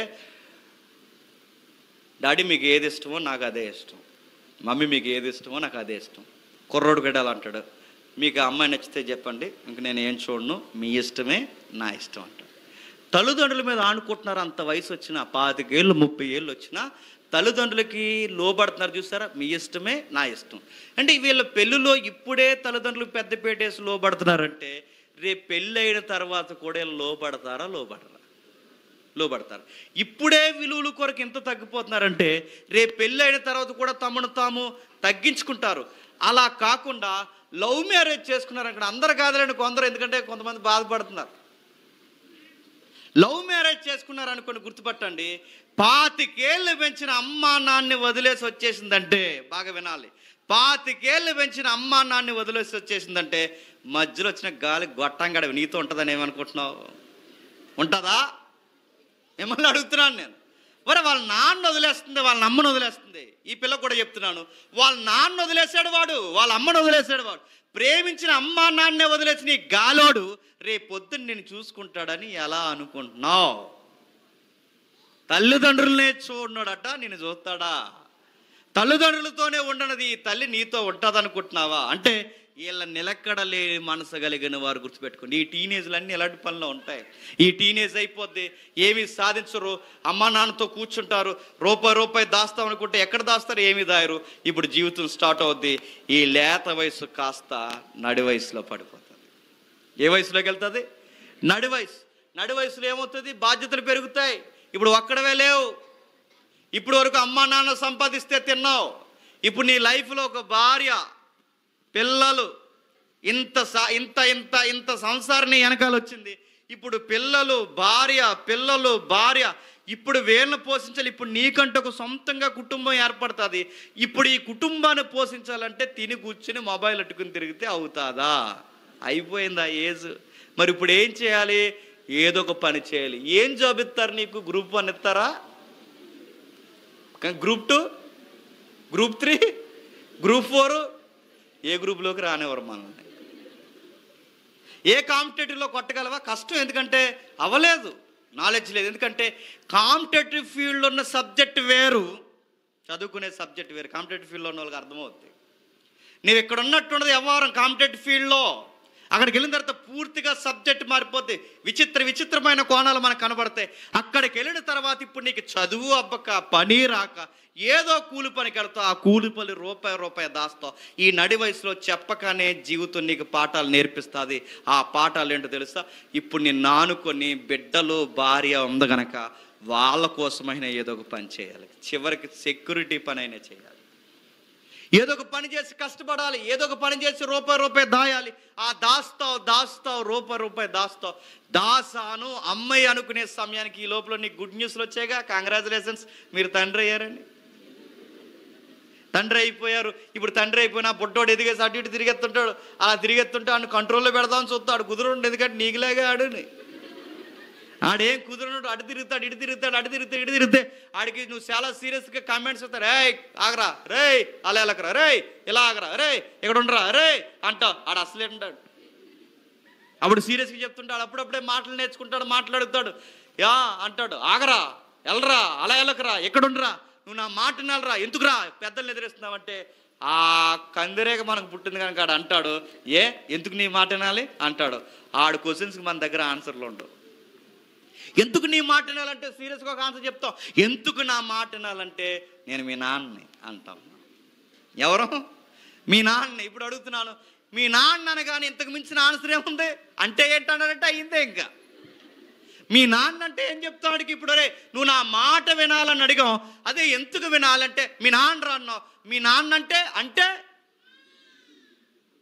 ఇలాంటి క్వశ్చన్స్ అడుగుతారు. నేను అడుగుతున్నాను ఎందుకంటే మనం కొడుకులుగా ఎలా ఉండాలో మనకు తెలియలేనప్పుడు, కూతురులుగా ఎలా ఉండాలో మనకు తెలియలేనప్పుడు, కొడుకుగా కూతురుగా ఎలా ఉండాలో తెలియని మనకి ఇప్పుడు సడన్గా కొడుకో కూతురో పుడితే ఆ కొడుకులు కూతుర్లకి మనం ఏమి నేర్పిస్తాం?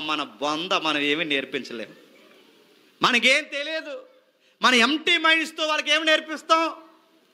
మన కొడుకుగా ఎలా ఉండాలో తండ్రి కింద ఉన్నంతకాలం మనకు అర్థం అవ్వలేదు. కూతురుగా ఎలా ఉండాలో నువ్వు తండ్రి దగ్గర ఉన్నంతకాలం నీ కూతురు విలువలు నీకు తెలియలేదు. ఇప్పుడు నీ కూతురో కొడుకో పుడితే వాళ్ళకి ఏం చెప్తావు? నువ్వేం చెప్పలేవు.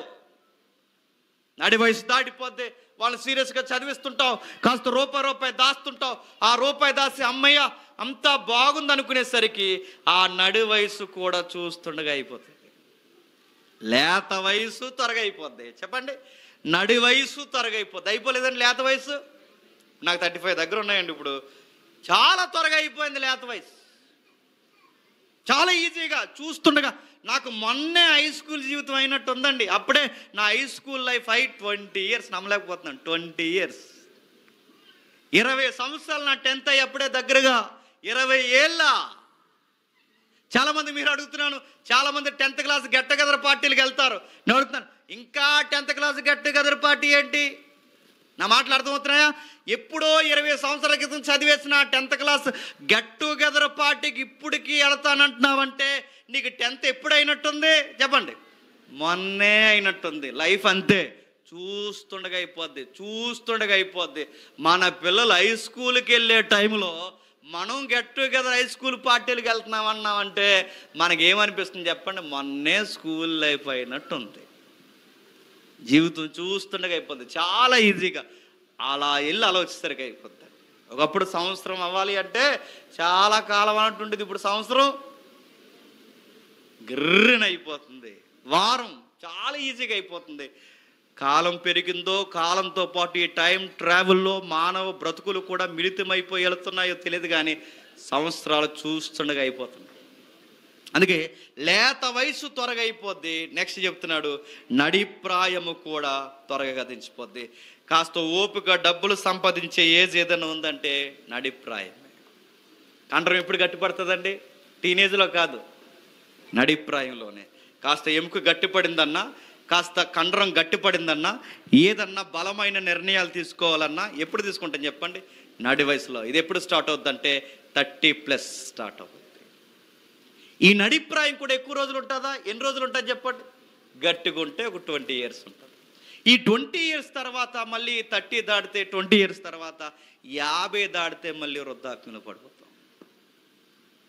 నడిప్రాయంలో సంపాదిస్తాం, దాస్తాం. కానీ విషయం ఏంటో తెలుసా? ఈ నడిప్రాయంలో అటు ఇటు పరిగెడుతున్న మనం డబ్బులు సంపాదిస్తున్నాం అనుకుంటామే కానీ వయసు అయిపోతుందని మర్చిపోతాం. లేత వయసు అల్లరచిల్లరగా అవగొట్టేస్తాం, నడిప్రాయము సంపాదిస్తూ అవగొట్టేస్తాం. ఇప్పుడు తెలియకుండా ఒక వయసులోకి వచ్చేస్తాం. ఆ వయసు పేరు వృద్ధాప్యం. ఏ వయసు? వృద్ధాప్యం. ఈ వయసు బాగుంటుంది అనుకుంటున్నారా? ఆ వయసుని ఏమని పోల్చారు చూడండి. 12వ అధ్యాయం మొదటి వచనంలో దుర్దినములు రాకముందే ఇప్పుడు ఇటు యందు నాకు సంతోషము లేదని నీవు చెప్పు, సంవత్సరములు రాకముందే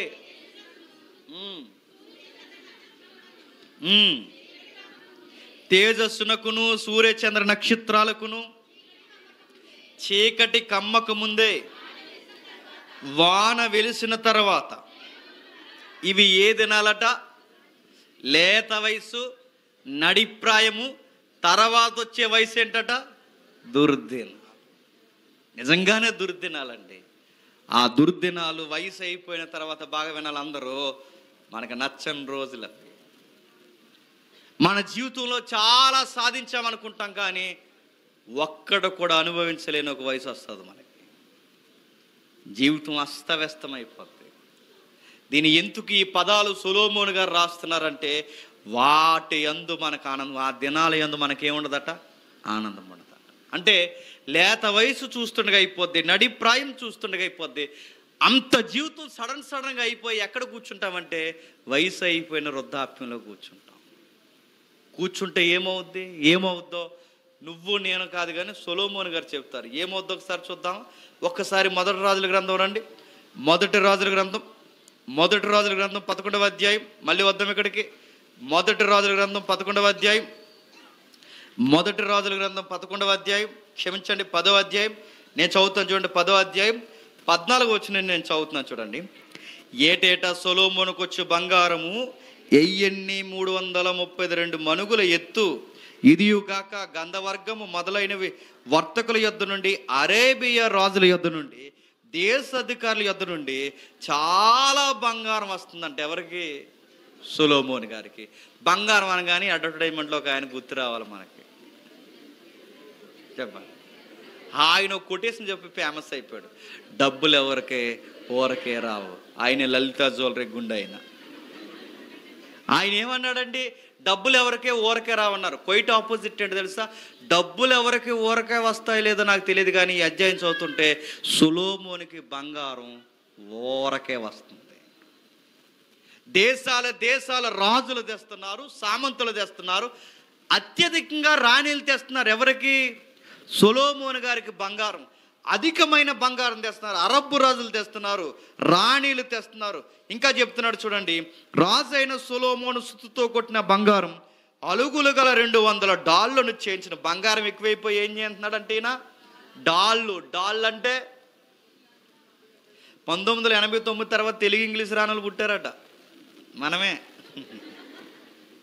మనకు తెలుగు రాదు, ఇంగ్లీష్ రాదు. మన డాల్ అంటే గ్రాంధికం. ఇది డాల్ అంటే ఎదుటోడు బాణం వేస్తే అడ్డుగా పెట్టుకునే బుల్లెట్ ప్రూఫ్ జాకెట్ లాగా ఒకటి ఉంటుంది, ఇలా గమేలా మాదిరి. ఆ అడ్డు పెట్టుకునే దాన్నే డాల్ అంటారు. ఆ డాళ్ళు అంటే ఎదుటోడు బాణాలు వేస్తూ అడ్డు పెట్టుకునే దాన్ని దేంతో చేసాడట?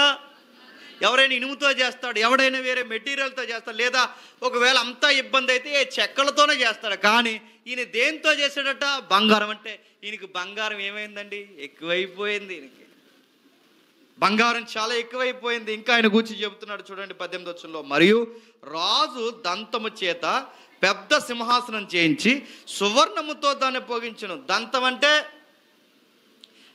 అనగానే మళ్ళీ ఒక అడ్వర్టైజ్మెంట్. ఈ మధ్యకాలంలో ఎవరో ఆవిడ గ్లాస్ బద్దలు కొట్టుకుని వచ్చేస్తుంది. వార్తలు చూస్తుంటే వార్తల మధ్యలో అడ్వర్టైజ్మెంట్లు వచ్చేస్తున్నాయి. టపాలు మన గ్లాస్ బద్దలు కొట్టేసి ఇలా మైక్ కట్టుకుని వచ్చేస్తుంది, ఎగురుకుంటూ కెమెరా పట్టుకుని వచ్చేసి, మీ టూత్పేస్ట్లో ఉప్పు ఉందా? టూత్పేస్ట్లో ఉప్పు ఉందో లేదు, కానీ మా పళ్ళుకు పాస్ ఉంది. అడుగుతున్నాను, ఉప్పు ఉంటే ఏంటి, కారం ఉంటే ఏంటి అడుగుతున్నాను. పళ్ళు కడుక్కోవడానికి పొందబోళ్ళు ఉన్న చాలదా? టూత్పేస్ట్లో ఉప్పు ఉంది, అది కాదు. ఇక్కడ దంతాలు అనగానే ఈ పాసిపళ్ళు కోసం కానీ చెప్తుంటా. ఇక్కడ దంతాలు అనగానే ఏనుగు దంత. ఏ దంతాలు? ఏనుగు దంతాలు. ఏనుగు దంతాలు చాలా ఫేమస్. గోల్డ్ ఎంత ఫేమస్, ఏనుగు దంతాలు కూడా అంత గిరాకీ ఉంది. ఆ దంతాల చేత సింహాసనాలు చేయిస్తున్నారట, ఆ దంతాల చేత మంచాలు చేయించుకుంటున్నారట, ఆ దంతాల చేత చాలా వస్తువులు చేస్తున్నారట. ఆ దంతాలకు మళ్ళీ గోల్డ్ ఐటమ్ పొదిగించి, అంటే సువర్ణము కూడా పొదిగించి చాలా రంగురంగు వస్తువులు చేస్తున్నారు. అంటే దంతంతో సింహాసనం అనగానే ఎలా ఉంటుందో ఒకసారి ఊహించుకోండి. ఏనుగు దంతంతో చేసిన ఇంత వస్తువు కొనాలంటేనే చాలా కాస్ట్ ఉంటుందండి. ఎంత బొమ్మ కొనాలంటే, అలాంటిది సింహాసనమే చేస్తున్నాడంటే చాలా విలువైనవి ఆయన అనుభవిస్తున్నాడు. ఇంకా కిందికి చెప్తున్నాడు చూడండి, ఈ సింహాసనం 6 మెట్లు ఉన్నాయి. సింహాసనం మీద భాగం వెనక తొట్టిన గుండ్రముగా ఉంది. సింహాసనం వెనకాల గుండ్రంగా ఉండాలి, అంటే సూర్యుడు ఉదరిస్తున్నట్టు ఉండాలన్న ఈ రాయల్టీ తీసుకొచ్చింది ఎవరండి? సీఎం కుర్చీలు చూస్తున్నారా? చూడండి ఈసారి వార్తల్లో సీఎం గారు ఎదురు కుర్చీ చేసుకుని ఉంటే వెనకాల ఏముంటుందండి? గుండ్రంగా ఉదయించిన సూర్యుడు ఉంటాడు. ఈ రాయల్టీ తీసుకొచ్చింది ఎవరు తెలుసా? సొలొమోను తీసుకొచ్చాడు. చైర్ ఎలా ఉండాలి, మెట్లు ఎలా ఉండాలి, బ్యాక్గ్రౌండ్ ఏముండాలి, మొత్తం ఇలాంటి రాయల్టీ తీసుకొచ్చింది ఈయనే. ఆ రోజుల్లో ఉన్న రాయల్టీని పెంచింది ఈయనే. చాలా విషయాలు చేస్తున్నాడు.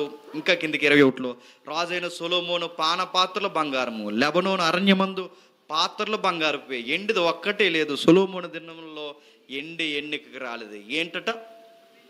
ఎంతట? ఆయన ఎంతో బంగారంతో డాళ్ళు చేయించాడు, బంగారంతో కత్తులకి పిడియలు చేయించాడు, బంగారంతో ఇప్పుడు ఇంకేం చేస్తాడు? అతను హృదయమందు దేవుడిచ్చిన జ్ఞానవాక్కులు వినుటకై లోకులందరూ, డబ్బుంది, జ్ఞానముంది, ఆయనకి చాలా సిరి సంపదలు ఉన్నాయి, ఎండి కుప్పలుగా ఉంది. ఇంకా ఏమన్నాయంటే ఎక్స్ట్రీమ్ ఒకటి ఉంది. ఆ కింద రాస్తున్నాడు 11వ అధ్యాయంలో 2వ మాట ఏమని రాస్తున్నాడు చూడండి. 2వ మాట, అయితే రాజైన సొలొమోను, 2వ మాట అంటే 11వ అధ్యాయంలో 1వ వచనంలో 2వ మాట, అయితే రాజైన సొలొమోను ఫరో కుమార్తెనే కాక ఆ జనులలో ఇంకా అనేక మంది పరస్త్రీలను మోహించి కామతురత గలవాడే వారిని ఉంచుకొనుచు వచ్చెను. అతనికి 700 మంది రాజకుమార్తెలైన భార్యలుండెను, 300 మంది ఉపపత్తులు కలిగి ఉండెను. అతని భార్యలు అతని హృదయమును తిప్పివేశారు. చాలా జాగ్రత్తగా వినాలి. ఆయన దగ్గర ఏముందండి? డబ్బు ఉంది. ఆయన దగ్గర ఏముంది? లెక్కలేని బంగారం ఉంది. ఆయన దగ్గర ఎన్నికలో లేని కాలంలోనే ఎండి విపరీతంగా ఉంది.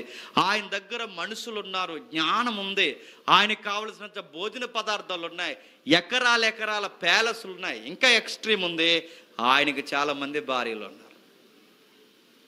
ఆ భార్యలందరూ ఎలాంటి వాళ్ళండి? అందరు రాజుగారి కూతుర్లే. ఎవరు? అందరు రాజుగారి కూతుర్లే. బాగా వినండి తమ్ముళ్ళు, అందరు రాజుగారి కూతుర్లే. రాజుగారి కూతురు, ఈజిప్ట్ రాజు కూతురు కూడా ఈయన భార్యే, పక్క దేశపు రాజు కూతురు కూడా ఈయన భార్యే. సుమారు ఎంతమంది అంటే 1000 మంది భార్య. ఎంతమంది భార్యలు చేసుకున్నాడో గమనించండి. ఎంతమంది భార్యలు చేసుకుంటే ఆయన ఎంత తొలతూకుంటాడో ఆలోచించండి. ప్రెసిడెంట్ గారి సంబంధం వస్తేనే నిలబడతాం. ఓడి పంచాయతీ ప్రెసిడెంట్ గారి సంబంధం అంటే నిలబడం. మా మామ ఎవరో తెలుసా? ఎవరేంటి? మా మామ ప్రెసిడెంట్ గారు అంటారు. ఓల్డ్ ఆర్ న్యూయా? అరే పంచాయతీ ప్రెసిడెంట్కి ఎంత ఇస్తే, మళ్ళీ అడుగుతున్నాను, ఎమ్మెల్యే గారి తాలూకు అయితే ఏదో బీరకాయ పీస్ సంబంధం ఆ పిల్లకుంటే, ఎమ్మెల్యే గారు మాకు ఏమవుతారో తెలుసా, మా ఆవిడకి ఏమవుతారో తెలుసా, అటు నుంచి ఇటు ఇటు నుంచి అటు ఆ బీరకాయ పీస్ అటు ఇటు తిప్పితే మేనగొడలో వద్ది అని చెప్తారు. ఎమ్మెల్యే సంబంధం అంటే నిలబడం, ఎంపీ సంబంధం అంటే నిలబడం, పంచాయతీ ప్రెసిడెంట్ సంబంధం నిలబడం. ఎమ్మెల్యేలు ఎంపీ సంబంధాలు కాదు, ఏకంగా రాజుగారి కూతురే ఈయన భార్య. 1000 మంది భార్యలు. గమనించండి, నేను ముగించేస్తున్నాను. బంగారం ఉంది, ఎండు ఉంది, జ్ఞానం ఉంది, 1000 మంది భార్యలు ఉన్నారంటే సుఖంలో ఎక్స్ట్రీమ్ వెళ్ళాడు ఈయన. ఇంత డబ్బు, ఇంత పేరు ప్రఖ్యాతులు తూగాడు, అన్నీ ఉన్నాయి. 4వ వచనంలో సొలొమోను వృద్ధుడైపోయినప్పుడు అన్నీ ఉన్నాయి, కానీ ఆయన జీవితంతో ఏమి లేదు చెప్పండి. వయసు లేదు, ఏమి లేదు. లేత వయసు చూస్తుండగా అయిపోయింది, నడి ప్రాయము చూస్తుండగా అయిపోయింది. ఇప్పుడు ఏ వయసులోకి వచ్చి పడిపోయాడు? వృద్ధాప్యం. ఇప్పుడు ఆయన దగ్గర డబ్బు ఉంది, పేరుంది, భార్యలు ఉన్నారు, అన్నీ ఉన్నాయి, కానీ ఆయనతో ఏం లేదు చెప్పండి. వయసు లేదు. సొలొమోను గారు అనుభవంతోనే చెప్తున్నాడు. ఎంత అనుభవంతో చెప్తున్నాడు చూడండి. ఈ వయసు త్వరగా అయిపోద్ది, అవి దుర్దినాలు, లెక్కలేనంత బంగారం ఉంటుంది. కేజీ బంగారు ముసలోడికి ఇస్తే ఏం చేసుకుంటాడు చెప్పండి. ముసలోడికి ఇంత ఈ డయాస్ అంత భోజనాలతో ఒక గొప్ప ఐటమ్స్ వండిసి పెడితే తినగలడా? పల్లెలేవు, ఎప్పుడు ఊడిపోయింది, తినగలడా? అందగత్తులైన భార్యలున్నాడు, తన శరీరం సహకరిస్తుందా? లేదు, అయిపోయింది. ఆయనకు అర్థమైపోయింది. ఒకప్పుడు తన మాట అందరు వినేవారు. 1000 మంది అయినా, కింద కూర్చున్న 1000 మంది అయినా, ఎంతమంది అయినా ఆయన మాట అందరూ వినేవారు. ఇప్పుడు ఇక్కడ రాయబడింది, సొలొమోను హృదయాన్ని తన భార్యలు త్రిప్పివేయగా, అంటే ఇతన మాట వినే రోజులు పోయాయి, ఇతరుల మాట ఈయనే వినే రోజులు వచ్చేసాయి. భార్యలు తన మాట వినడం కాదు, భార్యల మాటే తను వినాలి. ఎందుకంటే వయసు అయిపోయింది, ఈ వయసులో ఇంకేమీ చేయలేడు, తన జీవితంలో అన్నీ అయిపోయాయి. ఇప్పుడు తన జీవితం ఎలా ఉందంటే ఇతరులు నడిపిస్తే కానీ నడవనే పరిస్థితికి వచ్చేసింది తన జీవితం. అన్నీ ఉన్నా తన జీవితంలో వయసులో ఒక ఉదాహరణ చెప్పి నేను ముగించేస్తాను. వయసు అయిపోయిన తర్వాత ఏదో ఒక రోజు చచ్చిపోతామన్న రోజులు మనకు తెలిసిపోతాయండి. డాక్టర్ గారు చెప్పేస్తారు, మనకి చెప్పరు, కానీ హాస్పిటల్ తీసుకెళ్ళాక మనకే వయసు అయిపోయిన తర్వాత మనం కూడా మనవరాలు ఇంకా తప్పదని వస్తారు కదండి హాస్పిటల్కి. ఆ వచ్చిన తర్వాత ఆ డాక్టర్ మన మనవరాలను పిలిచి ఇలా రా బయటికి అని ఆ యొక్క వరండాలోకి తీసుకెళ్ళి చెప్తాడు. ఏమవుతాడు ఆయన? మా తాతయ్య గారండి. ఆహా సరే, ఇంకో 6 రోజుల కన్నా ఎక్కువ బతకడు మీ తాతయ్య అని చెప్పేస్తారు. దరిద్రం వీడి చెప్పిన వీళ్ళిద్దరు మాట్లాడుకునే కిటికీలోంచి మనకి వినబడతాయి. వినబడటం కాదు, వినబడేలా చేస్తాడు దేవుడు, గుర్తుపెట్టుకో. ఆ వినబడ తర్వాత డాక్టర్ కూడా చెప్పిన మాటలు అర్థమైపోతాయి. ఇప్పుడు ఆ మగాడు మైండ్లో ఏం తిరుగుతుంది చెప్పండి. తనకు ఒకే విషయం గుర్తొస్తుంది, బాగా వినాలి. ఆ మగాడు గుర్తొచ్చేది, నేను నేడో రేపో చచ్చిపోతాను, 30 సంవత్సరాలు నా భార్యతో కలిసి బతికాను, 35 ఏళ్ళు కలిసి కాపురం చేశాను, నేను చనిపోయిన తర్వాత నా భార్య ఏమైపోతుందని ఏడుస్తాడు. నేను చనిపోయిన తర్వాత నా బిడ్డలు ఏమైపోతారా అని ఏడుస్తాడు. కొట్టుకున్నా తిట్టుకున్నా ఇద్దరం కలిసే బతుకం. ఇప్పుడు నేను వెళ్ళిపోతే తన ఒంటరి అయిపోతే రేపు పొద్దున్న ఎవరైనా తన గుప్పెడు మెతుకులు పెడతారా? బాధపడతాడు, ఏడుస్తాడు, చాలా కుమిలిపోతాడు.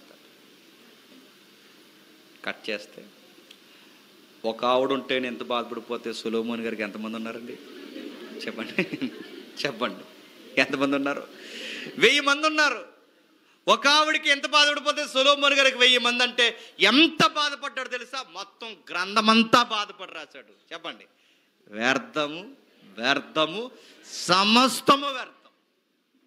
స్త్రీలతో సహవాసమైన వ్యర్థము, తాగుళ్ళైన వ్యర్థము, తిరుగుళ్ళైన వ్యర్థము, గృహాలు కట్టుకున్న వ్యర్థము, నవ్వులాట వ్యర్థము, సంతోషము వ్యర్థము, భూమి మీద పడుతున్న నరుడు పడుతున్న ప్రయాసంత వ్యర్థము వ్యర్థము. ఈ దుర్దినాలకు వచ్చే సమయానికి మన జీవితంలో మిగిలేదేమీ లేదు, సమస్తము వ్యర్థం. లేత వయసు అది జాగ్రత్తగా కాపాడుకోకపోతే వ్యర్థమైపోద్ది జీవితం. నడి ప్రాయం సంపాదనలో పడి ఉంటే జీవితం వ్యర్థమైపోద్ది. వృద్ధాప్యానికి వస్తావు, ఆ టైంలో మూలుగుతావు. ఇంట్లో వయసు అయిపోయిన అమ్మమ్మ కానీ తాతయ్యలు కానీ ఎవరైనా ఉంటే జీవిత సత్యాలు వాళ్ళ దగ్గరికి వెళ్ళి మాట్లాడండి, చెబుతారు. వాళ్ళని చూస్తే అర్థమైపోద్ది జీవితం ఎలా ఉంటుందో. వయసు అయిపోయిన నాన్నమ్మ కానీ అమ్మమ్మ దగ్గరికి పోతే వాళ్ళ జీవితంలో ఏడుస్తారు, బాధపడుతుంటారు. రాత్రులు వాళ్ళు ఏం చేస్తున్నారో గమనించు. వాళ్ళకి నిద్ర పట్టక అటు ఇటు దొల్లుతుంటారు. కంటి నిండా నిద్ర పట్టదు. మంచాల మీద కూర్చుంటారు, గడ్డం కింద చేతులు పెట్టుకుంటారు. తెల్లవార్లు నిద్ర కొరకు ఎదురు చూస్తారు. వాళ్ళ గుండెల్లో తెలియని ఆందోళన, నిద్ర పట్టిన పడుబారిపోయిన కన్నులు, వాళ్ళ జీవితంలో ఎన్నో అనారోగ్య సమస్యలు. వాళ్ళకి అనిపిస్తుంది ఎవ్వరూ పట్టించుకోలేని టైంలో వాళ్ళకు ప్రత్యేకంగా గది పడేస్తే భార్య తోడు లేక భర్త తోడు లేక ఆ ఒంటరి జీవితంలో వాళ్ళు ఎంత కుమిలిపోతారు. వెళ్ళి చూడు, ఏడుస్తారు, బాధపడతారు. ఎందుకో చెప్తున్నా, ఈ కోడల్లో కొడుకులు వయసు మళ్ళిన తల్లిదండ్రులను చూసే రోజులు కాదు, అయిపోయాయి. వాళ్ళ గుప్పెడి మెతుకులు పెట్టడానికి ఏడుస్తారు. వాళ్ళు అడిగిన కూర, ఒక కూర అడుగుతారండి, వాళ్ళు అడిగిన కూర కూడా వాళ్ళకి టైం కొండి పెట్టరు. పెట్టింది తినమంటారు, ఎక్కువ మాట్లాడితే ఆ కంచం కూడా ఏమని అంటారు. లేదండి మా కొడుకుని మేము బాగా చదివించామంటే బాగా చదివించిన వాళ్ళు అనాథాశ్రమంలో జాయిన్ చేసేస్తున్నారు ముందు. మా కొడుకు మీద అన్నీ రాసేవంటే అన్నీ రాస్తేనే ముందు బయటకు గెంటేస్తున్నారు. రైమండ్స్ తెలుసు కదండి, రైమండ్ సూట్స్, రైమండ్ షర్ట్స్, టెక్స్టైల్స్లో రైమండ్స్ అనగానే సెపరేట్ బ్రాండ్ ఉంది. రైమండ్ సూట్స్ అధినేత, ఆ రైమండ్ అధినేత తన కొడుకుని నమ్మి ఆస్తులన్నీ రాస్తే తన సొంత కొడుకే ఆ రైమండ్ అధినేతని రోడ్డు మీద గెంటేశాడు. ఇప్పటికి ఆయనకి ఇల్లు లేదు. కోర్టులో పిటిషన్ వేశాడు, కనీసం నాకు ఇల్లు అన్న ఇవ్వండి అని. ఇప్పటికి ఒక చిన్న అద్దెంట్లో రైమండ్స్ అధినేత అద్దుకుంటున్నాడు. ఇలాంటివి ఎన్నో. వయసు మళ్ళీపోయిన వారు లెక్కుండ్రండి. మీరు చూడండి, ఒకప్పుడు మన వయసు ఉన్నప్పుడు మన వరిస్తే అందరూ భయపడతారు. అదే మనకు వయసు అయిపోతే దారిలో చిన్న పిల్లలు కూడా వయసు అయిపోయిన వాళ్ళతో ఎటకరం ఆడుతుంటారు. లోకు అయిపోతాం, అందరికీ ఇబ్బంది అయిపోతాం. చివరికి కుటుంబంలో కొడుకుకి కూతుర్లకి బరువు అయిపోతాం. గుప్పెడి మెతుకులు పెట్టడానికి ఏడుస్తారు. ఆ టైంలో ఈ పెద్దమ్మలు పెదనాళ్ళు అందరూ చెప్పేది, నానమ్మ నీకేం కావాలంటే నాకేం వద్దురా. ఏమని తింటావరంటే నేనేం తినలేనురా. ఏ అంటే నాకు తిన్న అరగదురా. తాతయ్య ఏం కావాలి చెప్పంటే నాకేం వద్దురా. మీకు ఏం కావాలంటే వాళ్ళు మనం బయటికి చెప్పరు కానీ ఒక మాట చెప్తారు, నీకేం కావాలంటే ఏదన్నా ఆత్మీయంగా మాట్లాడు చూడండి, ఒక మాట అంటారు, ఆ దేవుడు త్వరగా తీసుకెళ్ళిపోతే బాగుపోతాడు. జీవితం గిర్రని తిరిగి ఎక్కడ ఆగుతుంది చెప్పిన? వృద్ధాప్యానికి వచ్చి ఆగిపోతుంది. బాల్యం చంగుమని బతుకుతాం, యవ్వనం గంతులేసుకుంటూ బతికేస్తాం, నడిప్రాయం సంపాదించుకుంటూ బతికేస్తాం. ఇవన్నీ చూస్తుండగా అయిపోతే జీవితం అంతా తిరిగి ఎక్కడికొచ్చి స్లో అయిపోద్దంటే వృద్ధాప్యానికి వచ్చి స్లో అయిపోతుంది. ఆ రోజు అక్కడ నిలబడతాం, ఎంత అందగత్తైనా ఎంత అందగాడైనా అక్కడికి వచ్చి ఆగిపోవాల్సింది. ఆ రోజు ఎలా ఉంటుందో తెలుసా? నువ్వు తాగే గ్లాసు నీళ్ళు కూడా నువ్వు తాగలేవు, నీ గ్లాస్ ఇలా వణుకుతుంది ఆ రోజు. ఒకప్పుడు బకెట్లు తీసి ఇలా పెడతాం, ఆ రోజు కనీసం నేను అడుగుతున్నాను డొక్కుతో నీళ్ళు కూడా తీయలేము. ఆ రోజు మంచాల మీద కూర్చుంటే ఈరోజు లంకంత ఇల్లులు కడితే ఈ కొడుకులు కూతుర్లు కలిసి ఈ తల్లిదండ్రులకి మంచాలు ఎక్కడేస్తున్నారండి? మెట్ల దగ్గర, బాత్రూముల దగ్గర, బయట, ఆ చెట్ల కింద ఎక్కడో వేస్తున్నారు. ఆ మూలుగే చచ్చిపోతున్నారు కాదా? ఇద్దరు కొడుకులను కన్నారట. ఇద్దరు కొడుకులు కలిసి ఈ తల్లిదండ్రులకి అన్నం పెట్టడానికట, నువ్వు 15 రోజులు ఉండించుకోరా, నేను 15 రోజులు ఉండించుకుంటానని ఆ తల్లిదండ్రుల ముఖం మీదే మాట్లాడుకుంటే ఏమైపోతారండి వాళ్ళు? బిద్దరు అన్నదమ్ములు పుట్టినప్పుడు ఒరే 15 రోజులు ఇంట్లో పెడతాను, 15 రోజులు రోడ్డు మీద ప్లేట్ ఎట్టుకుని నిలబడరాని అంటే ఆ రోజు ఏమైపోదు? ఈరోజు మన తల్లిదండ్రులకి గుప్పడి మెతుకులు పెట్టడానికి 15 రోజులని విడదీస్తున్నారంటే ఆ మాటే వాళ్ళని చాలా హింసించేస్తుంది. సుమన్ టీవీ క్లిప్స్ ఎవరైనా చూస్తున్నారో లేదో నాకు తెలియదు, కానీ సోషల్ మీడియాలో అప్పుడప్పుడు వాళ్ళ క్లిప్స్ మనకు ఎదురవుతుంటాయి. అందులో ఒక తల్లి, సీనియర్ యాంకరు, వయసు అయిపోయిన ఒక తల్లిని ఇంటర్వ్యూ చేస్తుంది. వృద్ధాశ్రమంలో జాయిన్ చేస్తారు. ఆ తల్లి రిటైర్మెంట్ అయిన టీచరు, కొడుకే జాయిన్ చేస్తాడు. బాధపడుతూ ఒక మాట అంది, ఏమ్మా అంత ఏడుస్తున్నావు ఏంటంటే, నా కొడుకు వృద్ధాశ్రమంలో జాయిన్ చేసేసాడన్న బాధ కన్నా మరో బాధ నన్ను ఎక్కువ తినేస్తుందండి అంది. ఏంటమ్మని అడిగితే చెప్తుంది. ఏమని చెప్తుందంటే, మా కోడల దగ్గరికి, అంటే నా కొడుకు భార్య దగ్గరికి వాళ్ళ అమ్మ వస్తుందండి, వాళ్ళ నాన్న వస్తారు, వాడు బామ్మర్దులు వస్తారు, అందరూ ఆ ఇంట్లో ఉంటారు. ఆ పిల్లకి అందరూ ఉన్నారు. నా భర్త రీసెంట్గా చనిపోయాడు, నాకెవరైనా తోడున్నారంటే ఒకే ఒక్కరు నా కొడుకున్నాడు. ఆ కొడుకు నన్ను ఇంట్లో చూసినప్పుడల్లా ఏమనేవాడంటే, నీ ముఖం చూపించుకుని నాకు బీపీ లేస్తుంది అనేవాడండి. ఆ మాట నాకు చాలా కృంగ తీసేసేది. నా ఆరోగ్యమంతా పాడు చేసి వాడిని పెంచాను, మా డబ్బులన్నీ వాడికి పెట్టాం. కానీ నా కోడలను ఒక్క మాట అడిగితే బాగుండండి నా కొడుకు. ఏంటమ్మా అని అడిగింది ఆ యాంకరు. అడిగితే ఆ తల్లి ఇలా చెప్తుంది, ఏమనంటే, ఏవే నీకు మీ నాన్న ఉన్నాడు, మీకు మీ అమ్మ ఉంది, నీకు అన్నదమ్ములు ఉన్నారు, నేను అన్నీ చూడడానికి వస్తున్నారు. మా అమ్మకి మా నాన్న కూడా చచ్చిపోయాడు, మా అమ్మకి ఇంకెవరున్నారే నేను తప్పని ఒక్క మాట నా కొడుకు అడిగితే బాగుండండి. కానీ వాడు ఆ మాట కూడా అడగకుండా నన్ను తీసుకొచ్చి వృద్ధాశ్రమంలో జాయిన్ చేశాడు. నన్ను త్వరగా దేవుడు తీసుకెళ్ళిపోతే బాగుండండి. ఈ జీవితం చివరంచిన మనకు మిగిలేయంటే చెప్పనా, కొడుకులని పిచ్చెక్కిపోతున్నావా? ఈ కొడుకులు ఏం చూడరండి, నేను సీరియస్గా చెప్తున్నాను. కూతుర్లని గుండెల మీద పెట్టుకుని తిరుగుతున్నామా? ఏం చూడరండి. గుప్పడి మెతుకులు మనకు పెడతారేమో తప్ప అంత ఏముండదండి.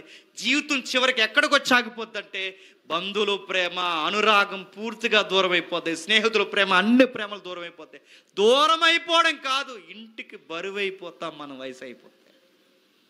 మనం లేకుండా, మన వెనకాల కనబడకుండా ఈ వయసులో ఉన్నవారు వయసు మళ్ళీ మనం చూసి ఏం మాట్లాడుకుంటారు చెప్పనా? సాకిరీ చేయలేకపోతున్నాం అంటారు. ఏమంటారు? సాకిరీ చేయలేకపోతున్నాం, వాసన వచ్చేస్తుంది ఇల్లంతా అంటారు. త్వరగా వెళ్ళిపోతే బాగుండు అంటారు. ఆ టైంలో ఆ మాటలు నీకు వినబడుతున్నప్పుడు, అలాంటి క్రియలు నీకు కనబడుతున్నప్పుడు, కనీసం నీకు మజ్జిగ కాదు కదా మంచినీళ్ళు కూడా తేలినప్పుడు, ఆ టైంలో నీకు ఏమైనా వండి పెడదామన్నా నువ్వు తినలేవు. ఆ టైం ఎలా ఉంటుంది తెలుసా? అన్నం తిని బతికే రోజులు పోతాయి, మందులు తింటే గాని బ్రతకని రోజులు వస్తాయి. అదే దుర్దినాలు. సొలొమోను తిప్పి ఈ గ్రంథాన్ని ఎక్కడికి డౌన్ చేస్తున్నాడు, తిప్పి ఎక్కడ ల్యాండ్ చేస్తున్నాడు ఈ గ్రంథాన్ని అంటే, మనిషి వృద్ధాప్యం దగ్గరికి తీసుకొస్తున్నాడు. లేత వయసు చూస్తుండగా అయిపోద్ది, నడిప్రాయం చూస్తుండగా అయిపోద్ది, వృద్ధాప్యం వస్తుంది. ఆ రోజు నీకు పొగరుండదు, ఆ రోజు నీకు అంత గొంతు కూడా ఉండదు, ఆ రోజు నీకు అంత దూరాన్ని ఉన్నవారు ఒకప్పుడు నీకు కనబడేవారు, ఆ రోజు నీకు ఇక్కడ ఉన్న వాళ్ళు కూడా కనబడరు. ఈ పళ్ళు పనిచేయడం మానేస్తే, ఈ కళ్ళు పనిచేయడం మానేస్తే, ఈ చెవులు వినబడటం మానేస్తే, ఆ రోజు ఎలా ఉంటుందంటే, తేజస్సునకు సూర్యచంద్రులకు చీకట కమ్మితే ఎలా ఉంటుందో ఆ రోజు నీ జీవితానికి కూడా చీకట కమ్మేస్తుంది. సూర్యుడికి మబ్బులు పడితే ఎలా ఉంటుందండి? చీకటి అయిపోద్ది. మన జీవితానికి కూడా నల్లటి మబ్బులు పడతాయట. ఆ మబ్బులు పట్టిన టైంని వృద్ధాప్యం అన్నాడు. ఇంకా ఆ రోజు ఏముండదు. ఇంకా ఆ రోజు ఏముంటాయంటే ముచ్చట్లే ఉంటాయి. ఇంకా ముచ్చట్లు కూడా మనకి ఏమీ తీరవు. ఇంకా ఆ రోజు కూర్చుంటాం, ఏడుస్తాం. సొలొమోను గారు అంటున్నారు, సూర్యచంద్రులకు చీకటి కమ్మకు ముందే, వాన వెలిసిన తర్వాత, మేఘాలు మరలా రాకముందే, నీ బాల్య దినములు యందే నీ సృష్టికర్తను స్మరణకి తెచ్చుకో. జీవితంలో ఎవరిని స్మరణకి తెచ్చుకోవాలట? సూర్యుడికి చీకటి కమ్మేస్తే ఎలా లోకమంతా చీకటి అయిపోద్దో, జీవితానికి కూడా వృద్ధాప్యం అనే చీకటి కమ్మిన తర్వాత నీ జీవితం అంతా చీకటి అయిపోతుంది. వాన వెలిసిన తర్వాత మరలా మేఘము రాకముందే, వాన పడుతున్నప్పుడు హాయిగా ఉంటుంది మనకి, అలా చల్లగా గాలి పడుతుంది. ఇందాక ఈ పిచ్చెండ్లుగా వేస్తుంది ఈ వారం నుంచి ఏటో మరి. వాన పడుతున్నప్పుడు మనకి ఎలా ఉంటుందండి? హాయిగా ఉంటుంది. ఎంత హాయిగా ఉంటుంది అంటే సెంట్రల్ వేసి పెట్టినట్టు ఉంటుంది మనకు, అలా తగులుతుంటే. నేను అడుగుతున్నాను, వాన బాగా పడుతున్నప్పుడు హాయిగా చల్ల గాలి వస్తున్నప్పుడు మన ఫీలింగ్ ఏంటి చెప్పిన? బజ్జీలు ఉంటే బాగుంది అనిపిస్తుంది, పకోడీ ఉంటే బాగుంది అనిపిస్తుంది, స్ట్రాంగ్ టీ కావాలంటే ఇడికి. ఈ ఫీలింగ్స్ అన్నీ వస్తాయి. నీకు వర్షం పడుతున్నప్పుడు హాయిగా ఉండి నీ కోరికలు ఎలా వస్తాయో జీవితం కూడా అంతేనట. కాస్త ఓపుకుండి, కాస్త మనం తిరగగలిగే సత్తు ఉన్నప్పుడు జీవితం హాయిగా ఉంటుంది. ఒకరోజు వయసు అయిపోతుంది, ఆ రోజు ఎలా ఉంటుంది తెలుసా? వర్షం పడుతున్నప్పుడు జీవితం ఎలా ఉందో, వర్షం వెళ్ళిపోయిన తర్వాత ఎలా ఉంటుందండి వాతావరణం? చిత్తగా డ్రైనేజీలు పొంగిపోయి చెత్త చెదారం వాసన. ఆ వర్షం పడుతున్నప్పుడు అంతా బాగుంటుంది, వర్షం పోయాక బయటకు కూడా అడిగట్టాలనిపిస్తుంది. జీవితం కూడా అంతే. వర్షం పడుతున్నప్పుడు హాయిగా ఉండే టైమింగ్ ఎలా ఉంటుందో అది జీవితం బాగున్నప్పుడు, వయసు అయిపోయిన తర్వాత వర్షం అయిపోయిన తర్వాత ఎలా ఉంటుందో అది వర్షం పడినప్పుడు జీవితం యొక్క పరిస్థితులు కూడా అలాగే ఉంటాయి. గుర్తుపెట్టుకో. ఆ రోజు మన జీవితం మనకే మంచం మీద అన్నీ జరిగిపోతాయండి. ఎందుకంటే బాత్రూమ్కి వెళితే మళ్ళీ బయటకు వస్తామో రామన్న భయంతో పడిపోయే వృద్ధులు చాలామంది ఉన్నారు. ఒక మాట చెప్పనా, ఈ వయసు మళ్ళిన వాళ్ళకి యూరిన్ పోసుకున్న తర్వాత బీపీ డౌన్ అవుతుంటుంది. మనకు కూడా అనిపిస్తుంది. ఆ బీపీ డౌన్ అవనే కాదు, బీపీ డౌన్ అయినా ప్రమాదమే, బీపీ ఎక్కువైనా ప్రమాదం. అందుకే వాళ్ళ బాత్రూమ్కి వెళ్ళాలన్నా గజగజ వణికిపోతారు. వయసు అలా ముగిసిపోద్ది. కిందికి చెప్తున్నాడు, నీ బాల్య దినములు యందే సృష్టికర్తను స్మరణకు తెచ్చు. ఇప్పుడు చెప్పండి, జీవితంలో కొడుకుల దగ్గర ఉండరు, కోడళ్ళ దగ్గర ఉండరు, బంధువుల దగ్గర ఉండరు, స్నేహితుల దగ్గర ఉండరు, ఎవ్వరి దగ్గర ఉండరు. వయసు మళ్ళిన తర్వాత భార్య భర్తలు కూడా ఎక్కువ కాలం ఉండరు, ఎవరొకరు ముందో వెనక వెళ్ళిపోతారు. ఆ టైంలో నీకు తోడెవరుంటారు? ఎవరుండరు. నీకు తోడు ఉండాలంటే ఒకే ఒక్కరు ఉంటారు, నీ సృష్టికర్తను స్మరణకు తెచ్చుకో. ఎవరినట? సృష్టికర్తనంటే బైబిల్లో వాగ్దానం ఇచ్చాడు. నీ వృద్ధాప్యమందు అంటే నీ వృద్ధాప్యమందు నిన్ను ఎత్తుకునేవాడు ఎవరట? మృదుము వచ్చే వరకు నిన్ను ఎత్తుకునేవాడు ఎవరట?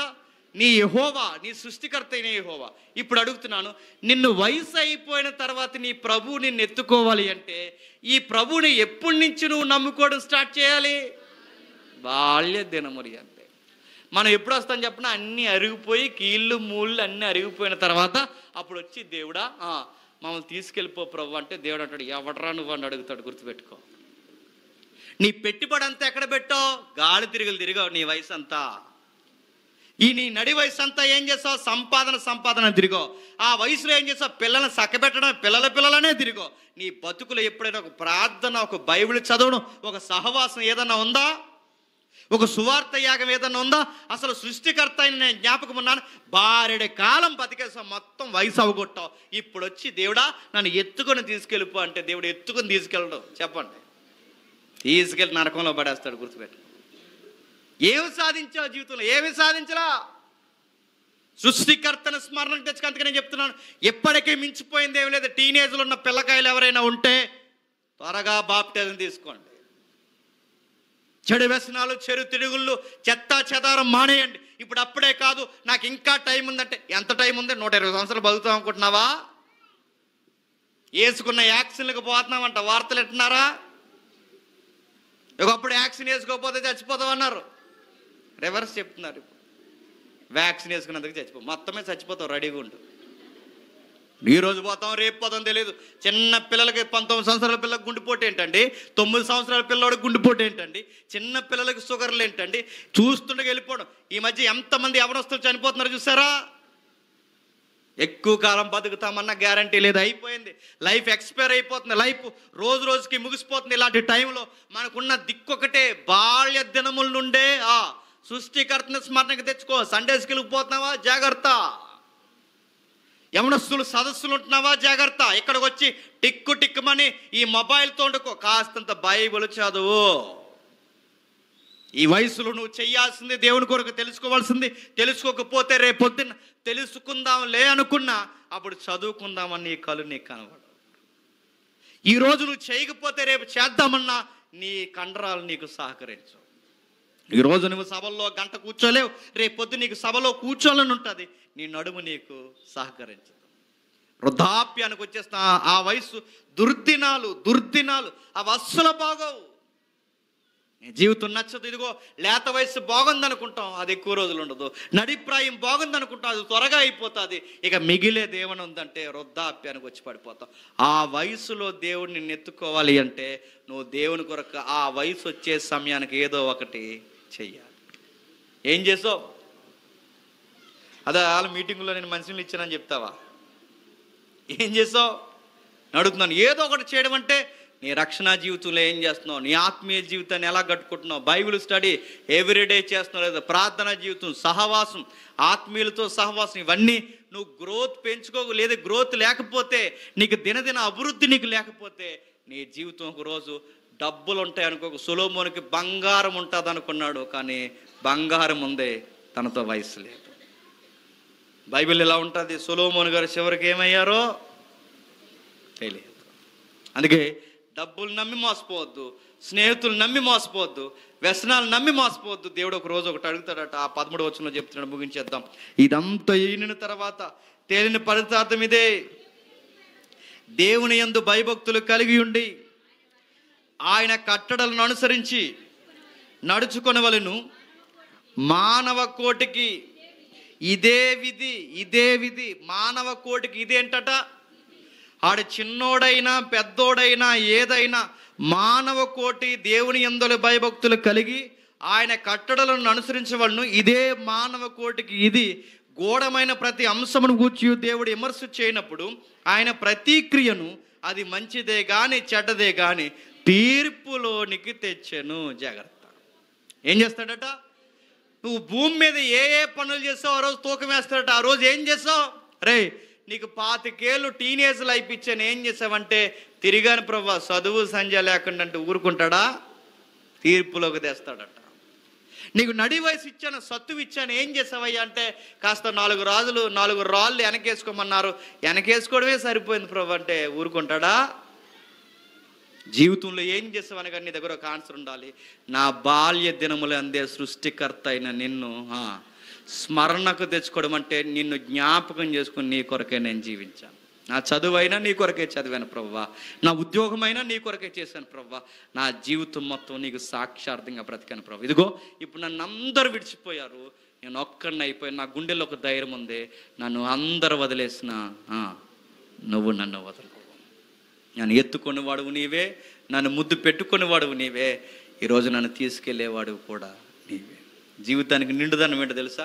మన చనిపోయే సమయానికి మనకు ధైర్యం ఉండాలి. దేవుని కొరకు చేసి ఏదో ఒక పని చేసి అలిసిపోయి అరిగిపోయి దేవుని కొరకు ఎదురు చూడాలండి. ఆ వయసు మనకు ఎలా ఉండాలి తెలుసా? చచ్చిపోతే భయం కదండి, చనిపోతే ధైర్యం ఉండాలి. ఈరోజు ఇప్పటికిప్పుడే చనిపోతే నా దేవుణ్ణి నేను చూస్తానన్న ధైర్యం మనకు ఉండాలి. ఉందా? అడుగుతున్నాను, డాక్టర్ గారు రేపే చచ్చిపోతావు అన్నారు అనుకో, ధైర్యంగా ఉంటావా? ఈరోజు 2 మోషన్స్ అయిపోతాయి, నీకు ఉంటావా? చర్మం వస్తే భయం వేస్తుంది, మనకు రోగం వస్తే ఎందుకు భయపడాలండి? నిజంగా దేవుని కోసం బతికేస్తే మనకు ఎలా ఉంటుంది చెప్పనా? ఆయన వచ్చే ముందు నేనే ఆయన చూసే రోజుల్లోకి వెళ్ళిపోతున్నాను. ఎంత ధైర్యంగా ఉంటుంది, ఎంత నిండుదనం ఉంటుంది. అందుకే క్రైస్తవులు మరణాలకి అంత భయపడరండి. హాస్పిటల్లో దేవుని మీద నమ్మకం లేని వాళ్ళ యొక్క ప్రవర్తన ఒకలా ఉంటుంది, హాస్పిటల్లో దేవుడిని బలంగా నమ్మినవాడు ధైర్యం ఒకలా ఉంటుంది.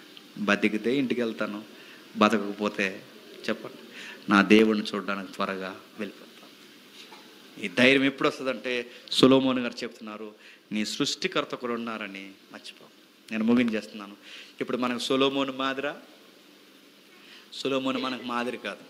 సొలొమోను గారి మాదిరిని తీసుకుని ఆయన 1000 మందిని చేసుకున్నాడానికి మనం మినిమం ఒక 5 అంటే నిన్ను ఆయన్ని కలిపి మొత్తం డ్రైనేజీలో తొక్కేద్దరు, గుర్తుపెట్టుకో.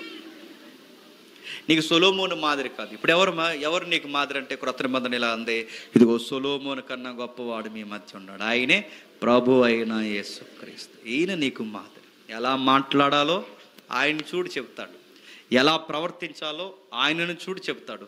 ఒక స్త్రీతో ఎలా ప్రవర్తించాలో ఆ ప్రభు అయిన యేసుక్రీస్తు వారిని చూడు చెప్తాడు. ఆయనే మనకు మాదిరి. ఇప్పుడు సొలొమోను మనకు మాదిరి కాదు. ఎందుకంటే హెబ్రీ గ్రంథం ఇలా సెలవిచ్చింది, విశ్వాసానికి కర్తయు దాన్ని కొనసాగించువాడైన యేసు వైపు చూస్తూ. అంటే ఈ విశ్వాసుల వీరులందరూ ఎవరి వైపు చూశారు చెప్పండి? యేసుక్రీస్తు వైపు. అంటే ఈ విశ్వాస వీరులందరూ యేసుక్రీస్తు వైపు చూశారు. ఎందుకంటే విశ్వాసానికి కర్త ఆయనే. ఇప్పుడు మనమందరం ఎవరిని చూడాలి? యేసుక్రీస్తు వారినే చూడాలి. ఆయన ఎందుకు చూడాలంటే ఎలా మేఘాల మీద వెళ్ళాడో ఒకరోజు మళ్ళీ అలాగే మేఘాల మీద రాబోతున్నాడు. వచ్చిన వాడు ఏం చేస్తాడు ప్రభు అంటే, తన కొరకు నమ్మకంగా జీవించిన వాడిని కూడా ఎంట పెట్టుకుని మేఘాల మీద తీసుకెళ్ళిపోతాడు. ఇప్పుడు వస్తే ఎంతమంది లేగిస్తారండి ఆయన నమ్మకస్తులు? నేను ఇంకా బాప్టిజం తీసుకోలేదు ప్రభు అంటే ఇక్కడే ఉంటావు. ఇంకా నీ కొరకు బాప్టిజం పొందిన దగ్గర నుంచి నేను నమ్మకంగా జీవిస్తానంటే రా నా కుమారుడు ఆ కుమార్తె అని మేఘాల మీద తీసుకెళ్తారు. ఇప్పుడు మానవ కోటికి మిగిలేది ఏదన్నా ఉంది అంటే సొలొమోను అన్నాడు, జీవితం అన్నీ చూసి ఆ సృష్టికర్త కొరకు ఏదో ఒకటి చేసిన మంచి క్రియే ఆ రోజు మనకి మిగులుతుంది. ఆ బాప్టిజం తర్వాత మనం చేసిన క్రియ మనం దేవుని ఎదుట సాక్షార్థంగా నిలబడుతుంది. అందుకే రక్షణ లేని అన్నదమ్ములు ఎవరైనా ఉంటే బాప్టిజం తీసుకోండి. చెల్లెళ్ళు అక్కలు ఎవరైనా ఉంటే మీరు బాప్టిజం తీసుకోండి. మీ జీవితంలో చేసిన మంచి పని ఏదన్నా ఉంది అంటే మీరు రక్షణ పొందడం, ఆ రక్షణ జీవితాన్ని రోజు రోజు బలపరచుకోవడం. ఒకరోజు వయసు అయ్యే సమయానికి దేవుడే నీకు ధైర్యంగా నీ పక్కన నిలబడటం. చెప్పండి, లేత వయసు అయిపోద్ది, నడిప్రాయం అయిపోద్ది, వద్దన్న మనల్ని ఎదుక్కుండే వచ్చే ఒక వయసు ఉంది, దాని పేరు వృద్ధాప్యం. అది వస్తుందా? చక్కగా వస్తుంది. అది నేడో రేపో త్వరగానే అందరిని పలకరిస్తుంది. ఆ రోజు నీ ధైర్యం ఎవరు ఉన్నారంటే నీ ప్రభు అయిన యేసుక్రీస్తు. దేవుడు మిమ్మల్ని దీవించునుగాక. ప్రార్థన చేసుకుందాం. ప్రేమగల తండ్రి, కృపగల దేవం, మానవ జీవితం తండ్రి చూస్తుండగా గతించిపోయే ఆవిరి వంటిది తండ్రి. చాలా త్వరగా గతించిపోతుంది దేవ. ఈ జీవితాలే శాశ్వతమని మేము అనుకుంటాం కానీ ఏవి మిగలవు తండ్రి. ఈ మాటలు చదువుతుంటే మాకు అర్థమవుతుంది తండ్రి, మా జీవితాలు ఎంత ఆవిరి వంటివో. విని వారు ధన్యులు, గ్రహించిన వారు మరి ధన్యులు తండ్రి. ఈ మాటలు విని ఈ రోజే రక్షణ పొందిన వారు తండ్రి, వారి జీవితాల్లో తండ్రి ఉన్నతమైన పాత్ర కలిగిన వారు. ఇప్పటికే వయసు మళ్ళిన తల్లులు తండ్రులు ఎవరైనా ఉంటే తండ్రి వారికి ధైర్యం ఇవ్వండి. వారిని మీరేమి విడవరు తండ్రి. ఈరోజే వారికి ఆ విషయం తెలిస్తే దేవా వారిని ఎత్తుకోండి. వారికి కావలసిన ధైర్యాన్ని మీరు అనుగ్రహించండి. మేము తిరిగి వెళ్తున్నాం, క్షేమంగా మమ్మల్ని నడిపించండి. దైవజనుల్ని, పెద్దల్ని తండ్రి, సంఘస్థుల్ని అందరినీ మీరు కాపాడండి. ఈ పరిసర ప్రాంతాల్లో సేవం చేస్తున్న ప్రతి దైవజనుని తండ్రి ఆశీర్వదించండి తండ్రి. సత్యముతో ప్రతి సంఘాన్ని కట్టండి. అనేక ఊర్లలో తండ్రి ఇలాంటి వర్తమానాలు వచ్చేది తండ్రి. మా ద్వారా మీరు మాట్లాడుతున్నందుకు మీకు స్తుతులు దేవా. రేపటి దినాన మా సంఘాల్లో జరుగుతున్న ఆరాధనలో సత్యములో మరిన్ని నూతనమైన సంగతులు చూడటానికి మాతో మా అందరితో మీరు ఉంటారని కోరుతూ మా శత్రువులను మా మిత్రులను మీ చేతులకు అప్పగిస్తూ క్రీస్తున్నామని ప్రార్థన సమర్పిస్తున్నాం తండ్రి. Amen, amen, amen. సెలవు.